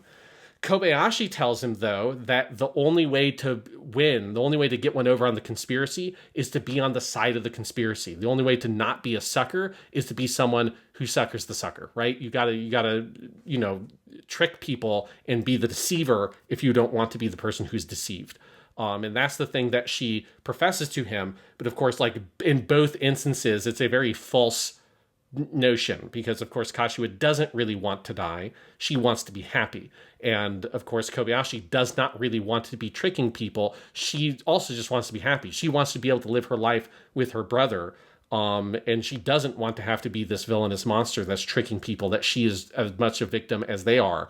And so that turn in episode 19, Welcome to the Blue Bird, where you see that her apartment is just stock full of all of this shit, and she's living this awful life with this older brother she's trying to take care of, but he is not as sort of docile as Sato, and so he's very aggressive towards her and banging on the floor, demanding food and stuff like that.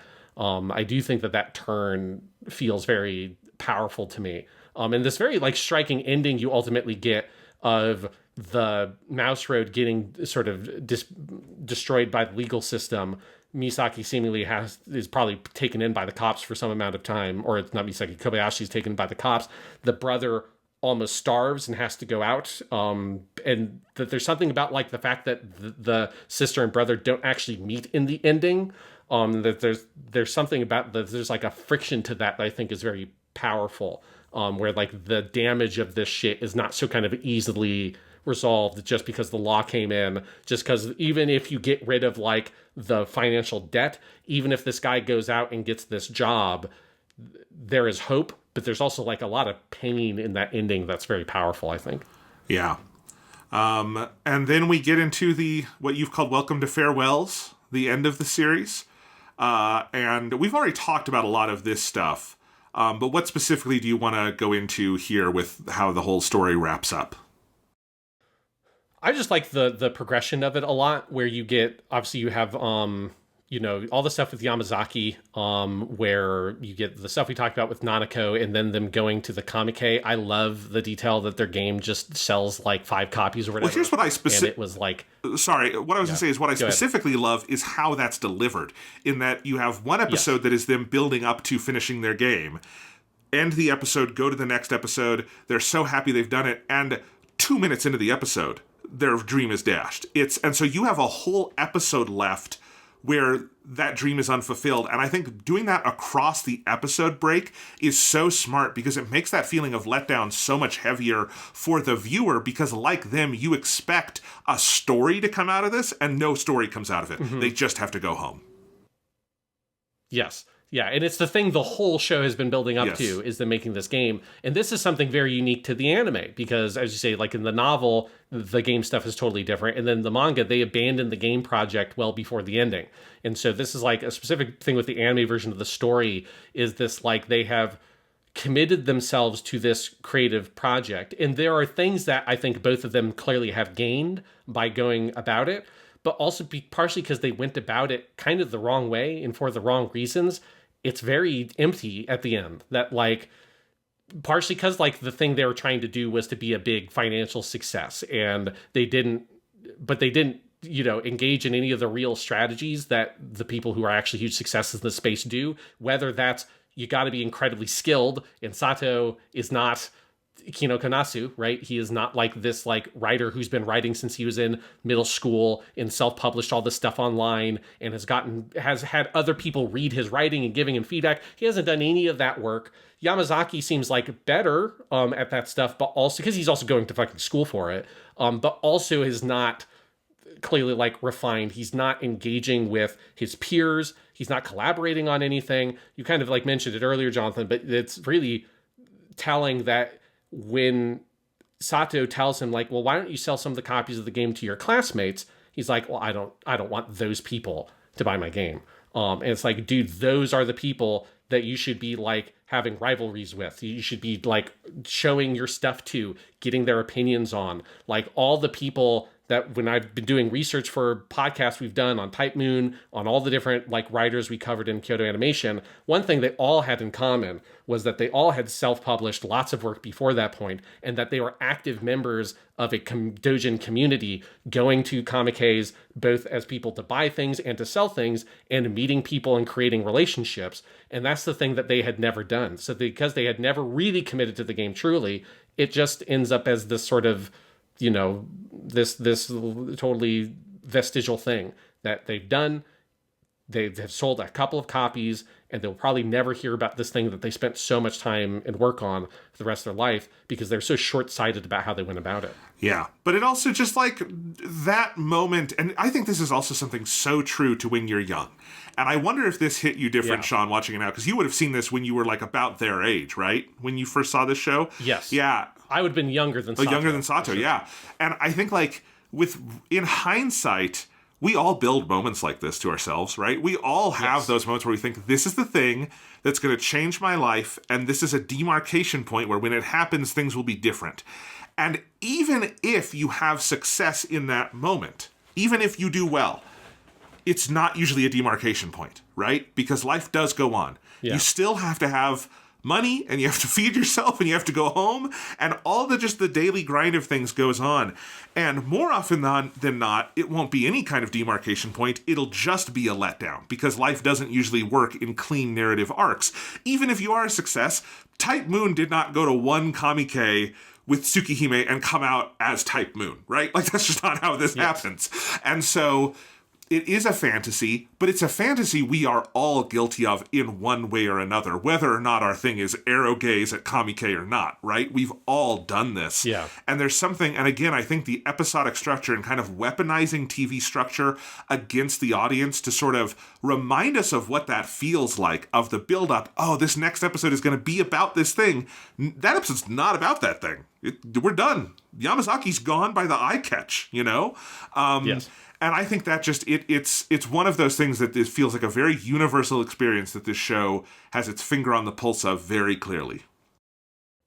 Yeah, and it's one of the things about, because this episode is titled "Welcome to the Reset," and that's very much what it is. Because as you say, like Yamazaki's gone at the midpoint of the episode, and Sato is left alone. This is where he has that fantasy I mentioned earlier about him imagining himself alone in the universe, and he's just in his apartment. There's lots of shots in these last couple of episodes of Sato basically in the fetal position in his apartment with all the lights off, and him just like in his own head, being alone in the world. Because, you know, I love all the little things like, you know, it's so quiet because Yamazaki is not blaring the fucking pudu pudu pududin pududin, right? Like that's not going on in the background of every other scene anymore.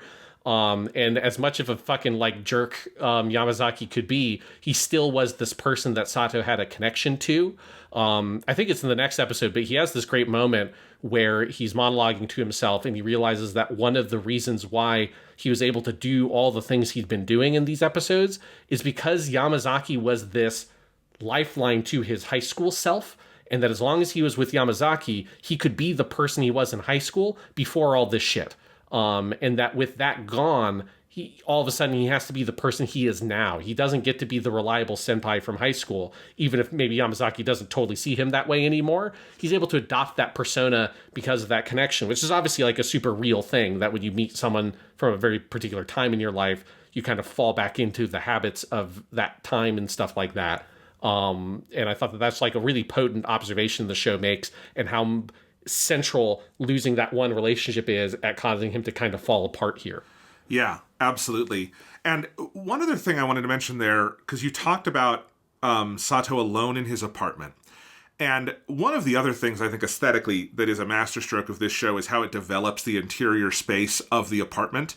because it is the main space of the show, is Sato's apartment and to a lesser extent Yamazaki's apartment. These are what we would call mansions, which not in the English sense, in the Japanese sense, where they have the exact opposite meanings, which is to say very small room for one person.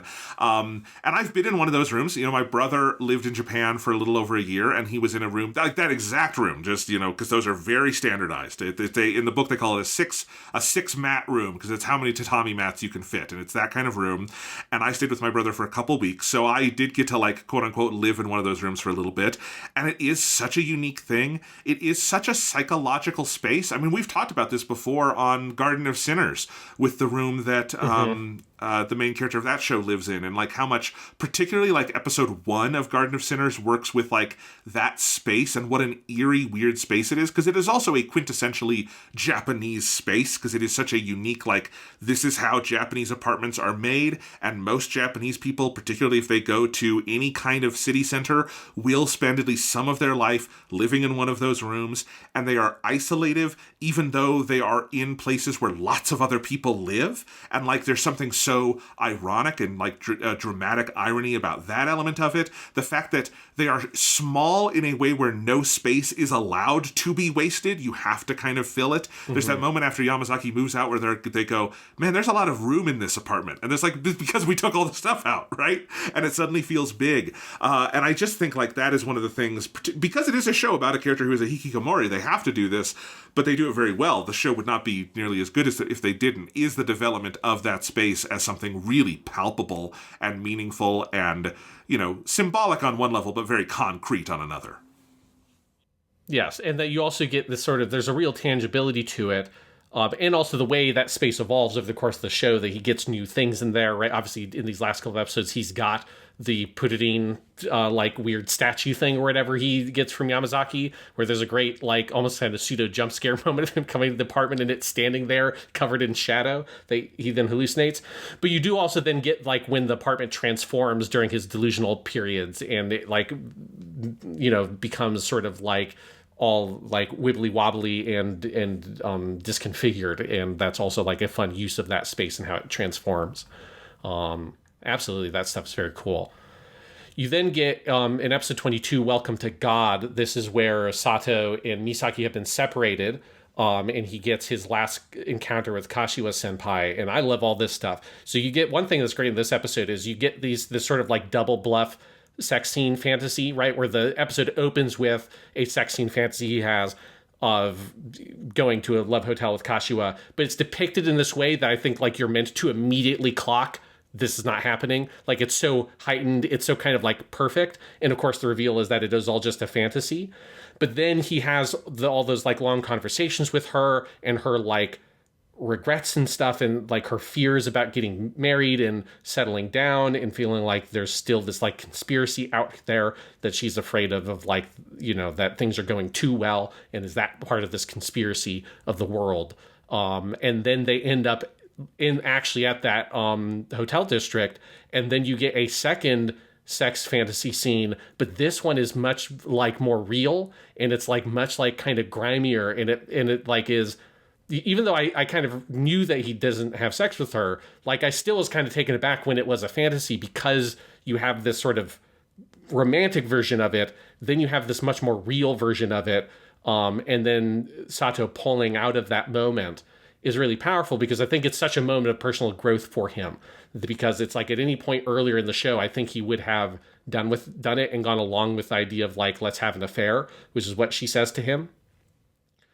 Because I think that's like part of his idea of like, this is what my relationship with her should be and needs to be. And if she had said that at the Suicide Pact arc, he would have been all for it, even though that would not have helped him in any way, shape, or form, in the exact way that his original sexual encounter with her did not help him in any way, shape, or form, because that's not the kind of relationship that he has with her, or that I think he could have with her, or that she can really have with him.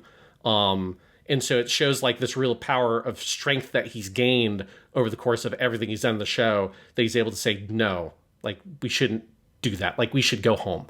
And that's I think a really great moment, as that kind of helps you feel we're coming to the end of this, because it just shows you how much Sato has evolved as a person to be able to finally kind of define his relationship with this person on his own terms, which he has never been able to do. Their relationship has always been defined by the terms that she wants to set for them, including the first time they had sex was a thing that she kind of threw onto him as this almost like pitiable kind of thing of like, well, you've been with me for 2 years in this room, like, I'm going to give you this. I'm going to give you my body kind of as a reward for this, which is not a thing that actually is going to functionally help Sato in any way, shape, or form, because it does not give him an actual meaningful relationship or connection with someone. In fact, I think that that probably is one of the main things that sort of ruins his relationship with sex and sexuality, is that that's what his like first time was. And so him being able to sort of define this relationship, say, no, like, this is a bad idea. We're not going to do this. Let's just go home. I really love that moment. Yeah, definitely. And the expansion of that character in the anime, and I assume, as you said, in the manga in some ways too, although it's delivered differently in the anime, is really fascinating because it is this like yardstick against which you measure Sato's progress, right? Of this person who he's kind of mimicking at the start of the show with the conspiracy stuff, to whom he sees as like an escape and an outlet in the middle before learning that she really wasn't thinking about him at all, to him being able to kind of be the adult in the room at the end here. Yes. Definitely. Then in the final two, you have the Welcome to Misaki, Welcome to the N.H.K. two-parter that closes the show.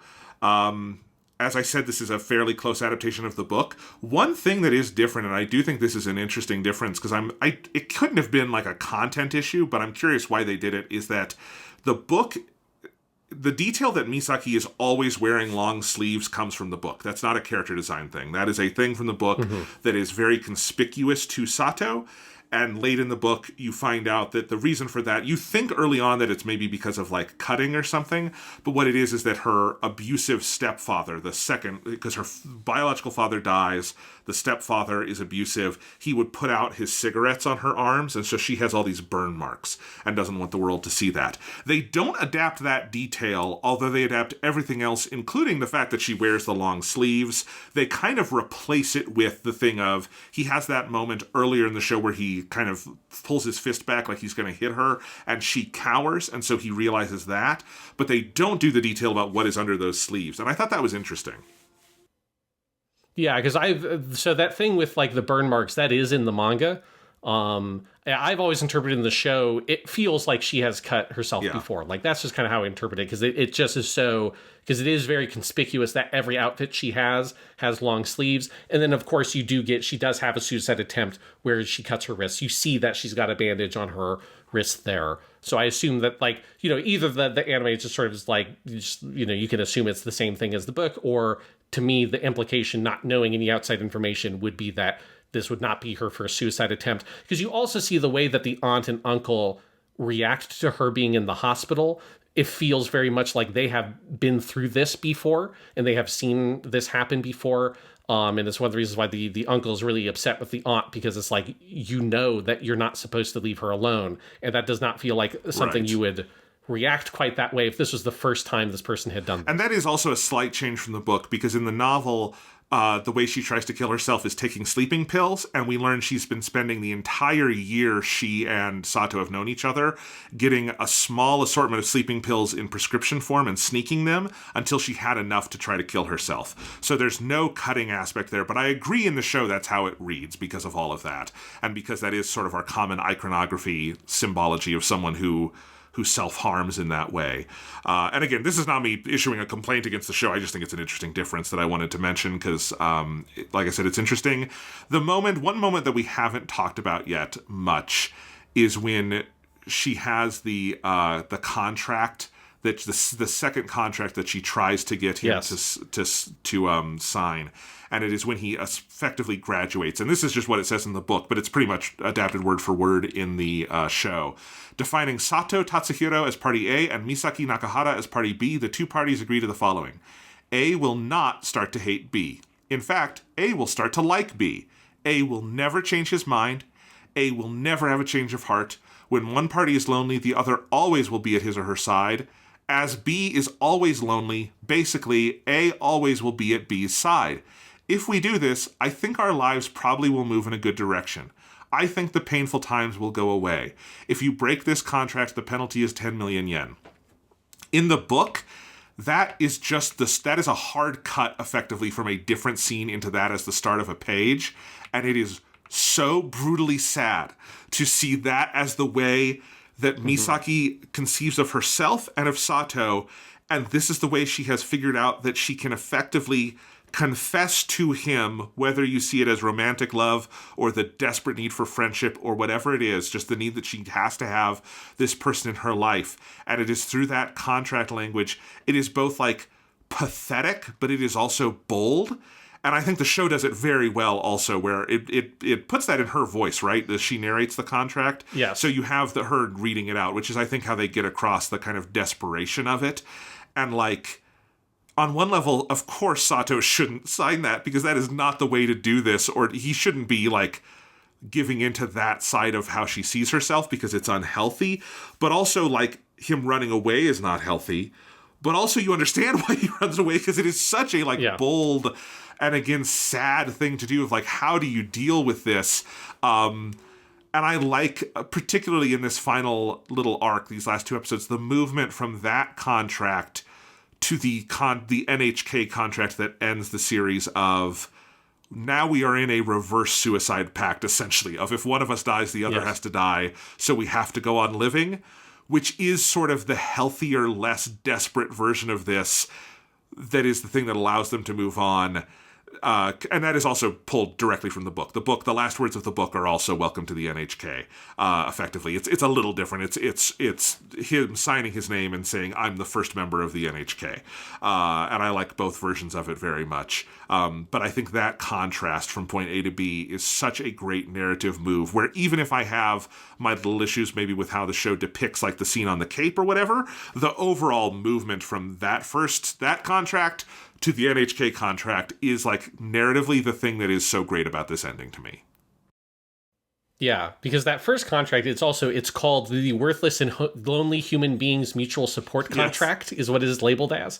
And it is, there's like this, like, one of the things about it is there's just this like hopelessness to it, you know, of like, that like, we have to create a contract to just like be together, like to just literally be together, not like in the euphemistic way that we use that term, but to coexist in proximity of one another is like basically what the contract is defining.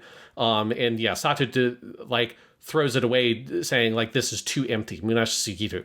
Like this like gesture is so empty. It's too empty. I can't possibly accept this. And this is also where he says that line that I mentioned earlier. That's says a lot about how Sato views the world, where he says a pretty girl like you will be just fine. Like it'll be okay. And he runs away. But yes, I really like this movement. Also, I've been playing Dynasty Warriors Origins, and I can draw my Romance of the Three Kingdoms comparison, because her contract in episode 24 is basically just the oath of the Peach Garden that Liu Bei, Guan Yu, and Zhang Fei swear that though they were not born on the same year or the same month or the same day, they will die on the same year and the same month on the same day. And so if it's the same oath that the three brothers of Shu could swear, it is also good enough for Sato and Misaki. She makes basically a Cold War comparison there, but I would not be surprised if she brought out a Romance of the Three Kingdoms comparison. Like, there's this old book about three kingdoms in China. Like, I can just imagine her doing that because it's so good. Yeah. Oh my God, her beginning one of the counseling sessions is like, well, it said that things once united tend to divide, but things once divided, they tend to unite. And that's what they've said since antiquity, I think. We haven't talked enough about how fucking great all of those counseling scenes are, particularly, and this is the film studies student in me, her psychoanalysis counseling session. I will be clipping out and using whenever I teach psychoanalysis in the future, because it is so goddamn funny to see her kind of bumble her way through Freud. I love it so much. Yeah, and then Sato being like, oh, well, I had this dream, and there was like a snake and a dragon, and there's a sword that I stabbed into a flower, and a gun that I was just firing off. And it's like, it just sort of fucking with her. And they do the callback at the end where they go to her old house before they share their childhood memories, which is this like real step of healing they need to actually open up and connect. But before they do that, he's like, well, I'll tell you about this dream I had this morning. Well, there was this baseball bat. Yeah. It's very good. Again, like, Sato is more worldly than he lets on. He has been to college at least a little bit. He's graduated high school. He knows what Freud is, and he knows the like whole, phallic imagery thing enough to like needle her with it until she realizes what it is. It's so good. Yes. Yeah, I love all those. Yeah, just like Misaki's characterization in those moments of this is this kind of self-taught where there's some things she knows a lot about and a lot of things that she has no idea about. And I love that like a lot of it just feels like her reading something for the first time in that moment that she's brought to share. And she's like, that's interesting while she's reading it. I know. It's so good. What else about the ending that we haven't covered did you want to go over? I feel like we hit a lot of it earlier in the discussion. Like, I do think, like, for me, one of the things I really love is the come down from after he jumps and lands on the fence and all that stuff. I just do love that, them going back to her old home and them just sharing happy memories about their childhood, because it just sort of like makes you realize how little these people meaningfully know about each other, because all they know are things that they know from spying on each other, basically.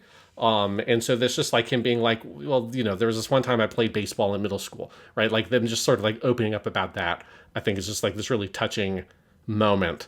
And then I do have his last monologue here, because I do really like this last little note he leaves us with before she tells us welcome to the N.H.K, where he says, in the end, not a single one of our problems has been solved. From here on to, we'll probably be whispering, I can't, every day while we go on living. But still, yeah, I don't know how long it will hold up, but I'll give it a try as best I can. And I really like that notion, because that whole scene starts with him waking up and going, Moody, like, I can't, because the alarm clock goes off with little fucking N.H.K gremlins. The conspiracy gremlins are on the alarm clock because alarm clocks are the greatest conspiracy of all. I can say as someone who has to get up at 5 in the fucking morning for my job as a public school teacher. So it is, if there is one conspiracy, it is alarm clocks. But that sense of like that, everybody, or at least most or many people, are just sort of like scraping by on their lives and have these moments where they feel like I can't do it anymore, like whatever it is. Like, I can't get up in the morning like this. I can't spend another day at this job. I can't spend another day in this relationship with this person, whatever it is. But we still find ways to live and to move on and to grow. And it's like, you have to try at it. And there's like I think it's a tricky ending because it's not like there's and now all of my incredible psychological issues are just fixed and I'm no longer hikkikomori and I'm just happy. Like, that would be a weird, bad ending to this show. So this, like, he is making progress. And that's what it is. And that this relationship with Misaki that's really important is now in like a healthy space. And that's from where they can grow. That feels like a good, like, legitimate spot for the story to land. Oh, I so completely agree. And I got to this in the book before I got to it in the show. And the very ending is identical, effectively. And I do think, like, it hit me really hard. Because I think the book is very clear-eyed, and the show, in the end, gets it too, that the journey isn't to become perfect. No one's ever gonna be that. The journey is to be working on himself. And the journey is to be like getting out there and putting one foot in front of the other every day. And like, that is a like Herculean character arc in its own way. And being able to recognize that and recognize that it is also in its own way small is the beauty of it. I just want to read how the book ends because I love how this is phrased. So in the book, it's the same scene, the contract, all of that. He signs it, and then he says, our eyes met at point blank range, and then in a loud voice she declared, welcome to the N.H.K. Her overly enthusiastic expression struck a humorous chord. Fending off a fit of stifled laughter, I thought to myself, I don't know how long this can continue, but I will try as hard as I can. I made this small decision. N.H.K. member number 1, Sato Tatsuhiko, had been born. I love that. I love that phrase. And there's no way to adapt that exactly into the show, so I think they're smart to end on welcome to the N.H.K, and they turn part of that into his monologue. But I love that phrase that the N.H.K has been brought into the world in some way, but it is this thing, and this new version of Tatsuhiko has been born. I love that idea. I love the idea of this is what the character progress is there's someone who has something to live for and they now exist in the world, and the book and the story kind of has to end there because the story isn't about what he does next. It's about getting to this point. Yeah. Absolutely. So this is a great show, Sean. I love it. I'm so glad you recommended it. You wanted to talk about the music before we're done. So do you want to do that really quick? Yeah, let's go through some of the music stuff, and then we can give our final thoughts. So, first, our non-Pearl Kyodai music. Let's hit the opening and ending. So, the opening, there's effectively one opening, but you get two versions of it. It's the song "Puzzle" by Round Table featuring Nino, and that is replaced with "Puzzle Extra Hot Mix" for episodes 13 to 26, which is just like it's just a sort of different instrumental version. I do really love this opening. Both I like the song a lot, but I especially really like the opening animation is just really spectacular. Yes. If I had remembered how good the animation was for this song, I maybe would have considered it for my top 10 opening animations for our weekly stuff episode we did with that topic. Because it is just like the bold use of color and the crazy editing and stuff. It's really powerful and like really evocative, cool opening for the show. I totally agree. I would have been at least in contention for me because I think the song is great. I think the opening with like the big horns and everything in the original version is so catchy. Like I just kind of forced me to watch it every time and I'd always have a smile on my face. I love any anime theme song that just works the text into the art in like such a way that there's no such thing as a no credits version of this opening. The text is just part of it. Yeah. You couldn't translate into English or anything. And I always love openings like that. It's very, very good. Very, very good. Speaking of very, very good, we have ending number 1, which is the song Odoru Akasha Ningen, or Dancing Baby Human by N.H.K. They say it very many times. Yes.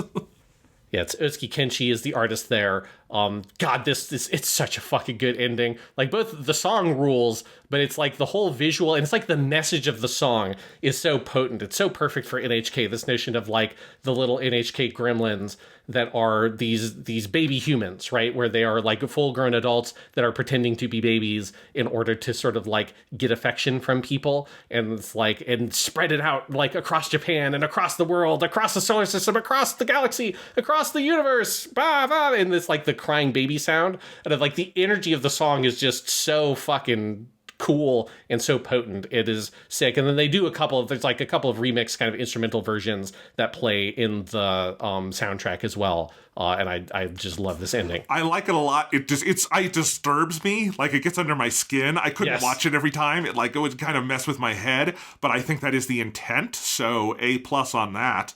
Absolutely. Yes. And then we have ending 2, which is fine. I definitely think it's just not as sort of like as shocked to the senses as ending 1, but it's the song Motokashi Sekai no Uede, or like Above This Frustrating World or something is how you translate that, by the artist Sasakura Yugo, but it's performed by the voice actress for Misaki, which is Makino Yui. I like the song, but it is like, I think like Odoru Akachan Ningen is just such a like fucking killer ending that this just feels a little bit more conventional of an ending. It's that I kind of missed. It's more conventional, but I really, really liked it, and I think it's the correct ending for the second batch of episodes, and I really like it as the ending to the show in the final scene where we go to credits on this, because I think it's a gorgeous song. I think Makino's vocals are great, so I really liked it. I think the two endings are right for their respective halves of the show is, I think, one thing I would say. Yeah, I definitely really like it feels like so cumulative that when you get to it at the end of the last episode and it plays over like the credits and you have like the kind of slideshow of different moments through the show. I did really like how it plays there. But then we just have an absolute ridiculous assortment of insert songs here to run through, at least some of them pretty quick here. So you have the one that certainly is the insert song you hear the most, although you never hear it for very long stretches, which is Fushigi Puru Puru Pururin Nin, which is performed by the voice actress Shishido Dumi, who is the voice of Pururin, the Maho Shoujo, but she's also the voice of the character Nanako in the show as well. So she, that's where I guess Yamazaki gets his love for Nanako, is because she's the same voice as Pururin. But this is obviously like, it's just a great parody of that kind of opening theme. And you can tell how it would slowly drive Sato completely insane hearing this blaring from the apartment next door endlessly day after day. That's like one of the highlights of the first 2 episodes, is it just coming on in the background and just slowly driving you, the viewer, insane along with him. Yes, and in the book, it's just Yamazaki's blaring an anime song, nondescript. And I love it whenever an anime gets an assignment like that and goes, okay, well, let's not be nondescript. Let's be very descript, and let's go all out and just taking that, there's an anime song blaring and creating Fushigi Puru Puru Puru Rin Rin. That is fucking great. It's such a good song. It's like such a perfect parody of that kind of song. And I think like the way it creates this rhythm through the first 2 episodes is amazing. Yes, and I do like that you only ever hear like little snippets of it, so you're always kind of like, what the fuck is this song actually about? Because there's all this stuff about, like, I think it's like about the character going on a date or something, but like there's random lines about her like looking at her cell phone and all this shit. I'm like, what is going on in this Maho Shoujo song? But then we get into our like properly Pearl Kyodai songs, that these are songs that are also then remixed and reused in different versions as instrumental tracks as well. So you have the song Ikasuze Positive Thinking, or Do Our Best to Positive Thinking, which is a kind of like, it sounds like an infomercial kind of song almost. It's like there's a lot of like spoken dialogue as the lyrics for the song, with this like little piano track, the buda bum buda bum buda bum buda in the background. That is a very nice song. Then we have Ashita wa Tabun Daijobu, or Tomorrow Should Be Fine, which, as we talked about, plays in the Captain Ahab finding the white whale of pornography scene. But that is also just like a common recurring theme across the whole show, is the da da da da da da da da. It's that theme, and I love that song. Then we get into Dark Side ni Tsutekite, or Come Over to the Dark Side. This is the Misaki theme. It is performed in the lyrical version by Makino Yui, and it plays during the date scene with the lyrics in episode 7. I love this song. This song has such a great, really kind of poppy acoustic guitar track to it, and like Makino's voice just like fits the song so well, especially because you get used to the singer for Pearl Brothers so much that getting this one song with this female vocals is really potent.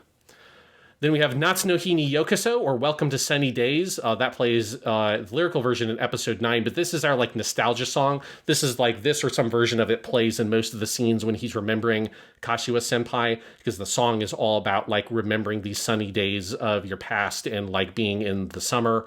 Like, and will those days ever come again is kind of the theme of that song.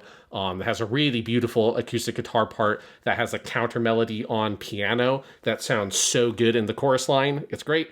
Then we get my favorite song, Yokoso Hitori Bochi, or Welcome Loneliness, which plays in episode 14, which, as I said, has the best use of the E minor chord on the acoustic guitar you'll ever hear in a song.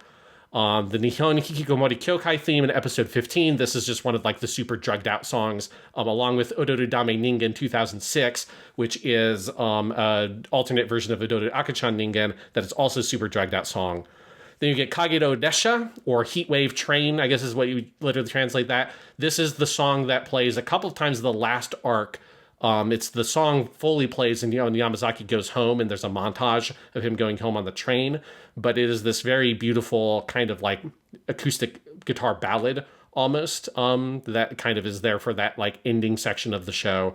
And then you get one of my other favorite songs, Shiraba ni Yokoso, or Welcome to Hell, which plays in episode 22 during one of his hallucination scenes. And this is the most fucking like scummy, fucking dirty sounding songs. It's so good. Like, it feels like a song that should be playing in some like underground fucking hell bar that's like, that has demons in it. Like, that is the vibe of that song, and it rules. But really, top to bottom, the soundtrack is just amazing. And I think this approach of let's create these like big full-featured songs by this very quirky, weird 80s band that has been gone and basically defunct for like 15 years or something, and have them make this album and then take these as themes in the show and rework them into all these different instrumental tracks. It is just such an amazing approach to making a soundtrack for a show like this. And it's just every single song hits super hard. Yes, it's great. Thank you for doing the whole overview of them, because I think, well, you've been listening to these songs for many, many years. I have not. Yes. I love all these songs, though. Again, absolutely, it is such a unique soundtrack for a supremely unique show. And now I will say what I was going to say, which is that I'm so glad you picked this one, Sean, because it is so fun to be introduced to. I didn't really even know about it before. It's a great show to get to watch. I hope listeners watched along with us and got to experience this show, because it is something so special. And part of the fun of doing this season the way we're doing it is just to see some of these things that the other person has not seen before. And this is such a fun one. Yeah, I just loved revisiting it because it did just feel like it's a show that has been in my memory for such a long time, especially that Suicide Pact arc in the middle. Which like I if I was teaching a group of students that were older than 14 years old, I would absolutely bring it up as dramatic irony. Yes. It's like, I'm not going to teach that to 14-year-olds though, but it's like, or at least the scenario is such an amazing example of dramatic irony in this very dark way. But yeah, revisiting it was really powerful for me, because it did just kind of bring me back to that point in my life and these issues of like struggling with feeling like you're off the rails of society that everybody else seems to be on. Although, of course, like everybody feels like they have gotten off those rails at some point. And it just like started a lot of self-reflection, as well as like finding like a lot in that second half of the show in that Dante's Inferno kind of way that I didn't ever really feel the first time around. So I was very happy to come back to this one. It is just such a phenomenal show. Absolutely. Do you want me to tell everyone about what we're watching next week, since it's one of my choices? Yes. So next week, Jonathan, use one of yours. And what are we do? We are watching Yu-Gi-Oh! But not that Yu-Gi-Oh! Or that Yu-Gi-Oh! Or that whichever Yu-Gi-Oh! You're thinking about, not that Yu-Gi-Oh! We are watching the only show that is actually just called Yu-Gi-Oh! And that is the 1998 anime by Toei Animation, from before Studio Gallop got their hands on it and turned it into a worldwide phenomenon. This is the Yu-Gi-Oh! That is based effectively on the first 7 volumes of the manga. It's where Kaiba has green hair. It's never been distributed worldwide or in Japan on anything other than VHS. So you're gonna have to track down a torrent in order to watch this one alongside us. It is 27 episodes plus 1 short movie. The short movie, by the way, Sean, I learned, do you know what it was released in theaters alongside? The first Digimon adventure movie, which was the directorial debut of Hosoda Mamoru, is that short film. But in any case, that is the Yu-Gi-Oh! We are watching. In terms of a torrent, I would recommend, there's a recent one from the group of Barik Scrubs. It's Bereke Scrubs. Search that in Yu-Gi-Oh! And you'll find it. They found a good VHS rip of the Japanese VHSs that's also been stabilized and stuff. So it looks very nice. Like, if you've seen older torrents of that show, it'll look much nicer than it used to in the past. Not as good as if we had a DVD of it, but it'll do. And they've got the subtitles. And then Seed of Might has done a restoration of the movie, the short film, from the Laserdisc release in Japan. So that'll be the best looking version of that. So you can go find those. You don't need to feel bad about pirating it, because it's the only way you can see it. There's literally no other way to find this show unless you go to Japan and I guess find the VHSs yourself. But other than that, that's how we're going to watch it. This is the little known, beginning phase of Yu-Gi-Oh! I have seen some individual episodes before, but never done a dive on the whole thing. I have wanted to since I've been trying to get this episode made since before Japanimation Station was a podcast. So I am psyched for this one, Sean. I am very excited for it as well. I have a lot of fondness for Murder Yu-Gi-Oh! When on manga form, because it's the only Yu-Gi-Oh! I've read in manga is the early shit where it's all crazy murder Yu-Gi-Oh! And so I'm very excited to see that get animated. So next time on Japanimation Station, yes, we are watching that Yu-Gi-Oh! Dual Standby.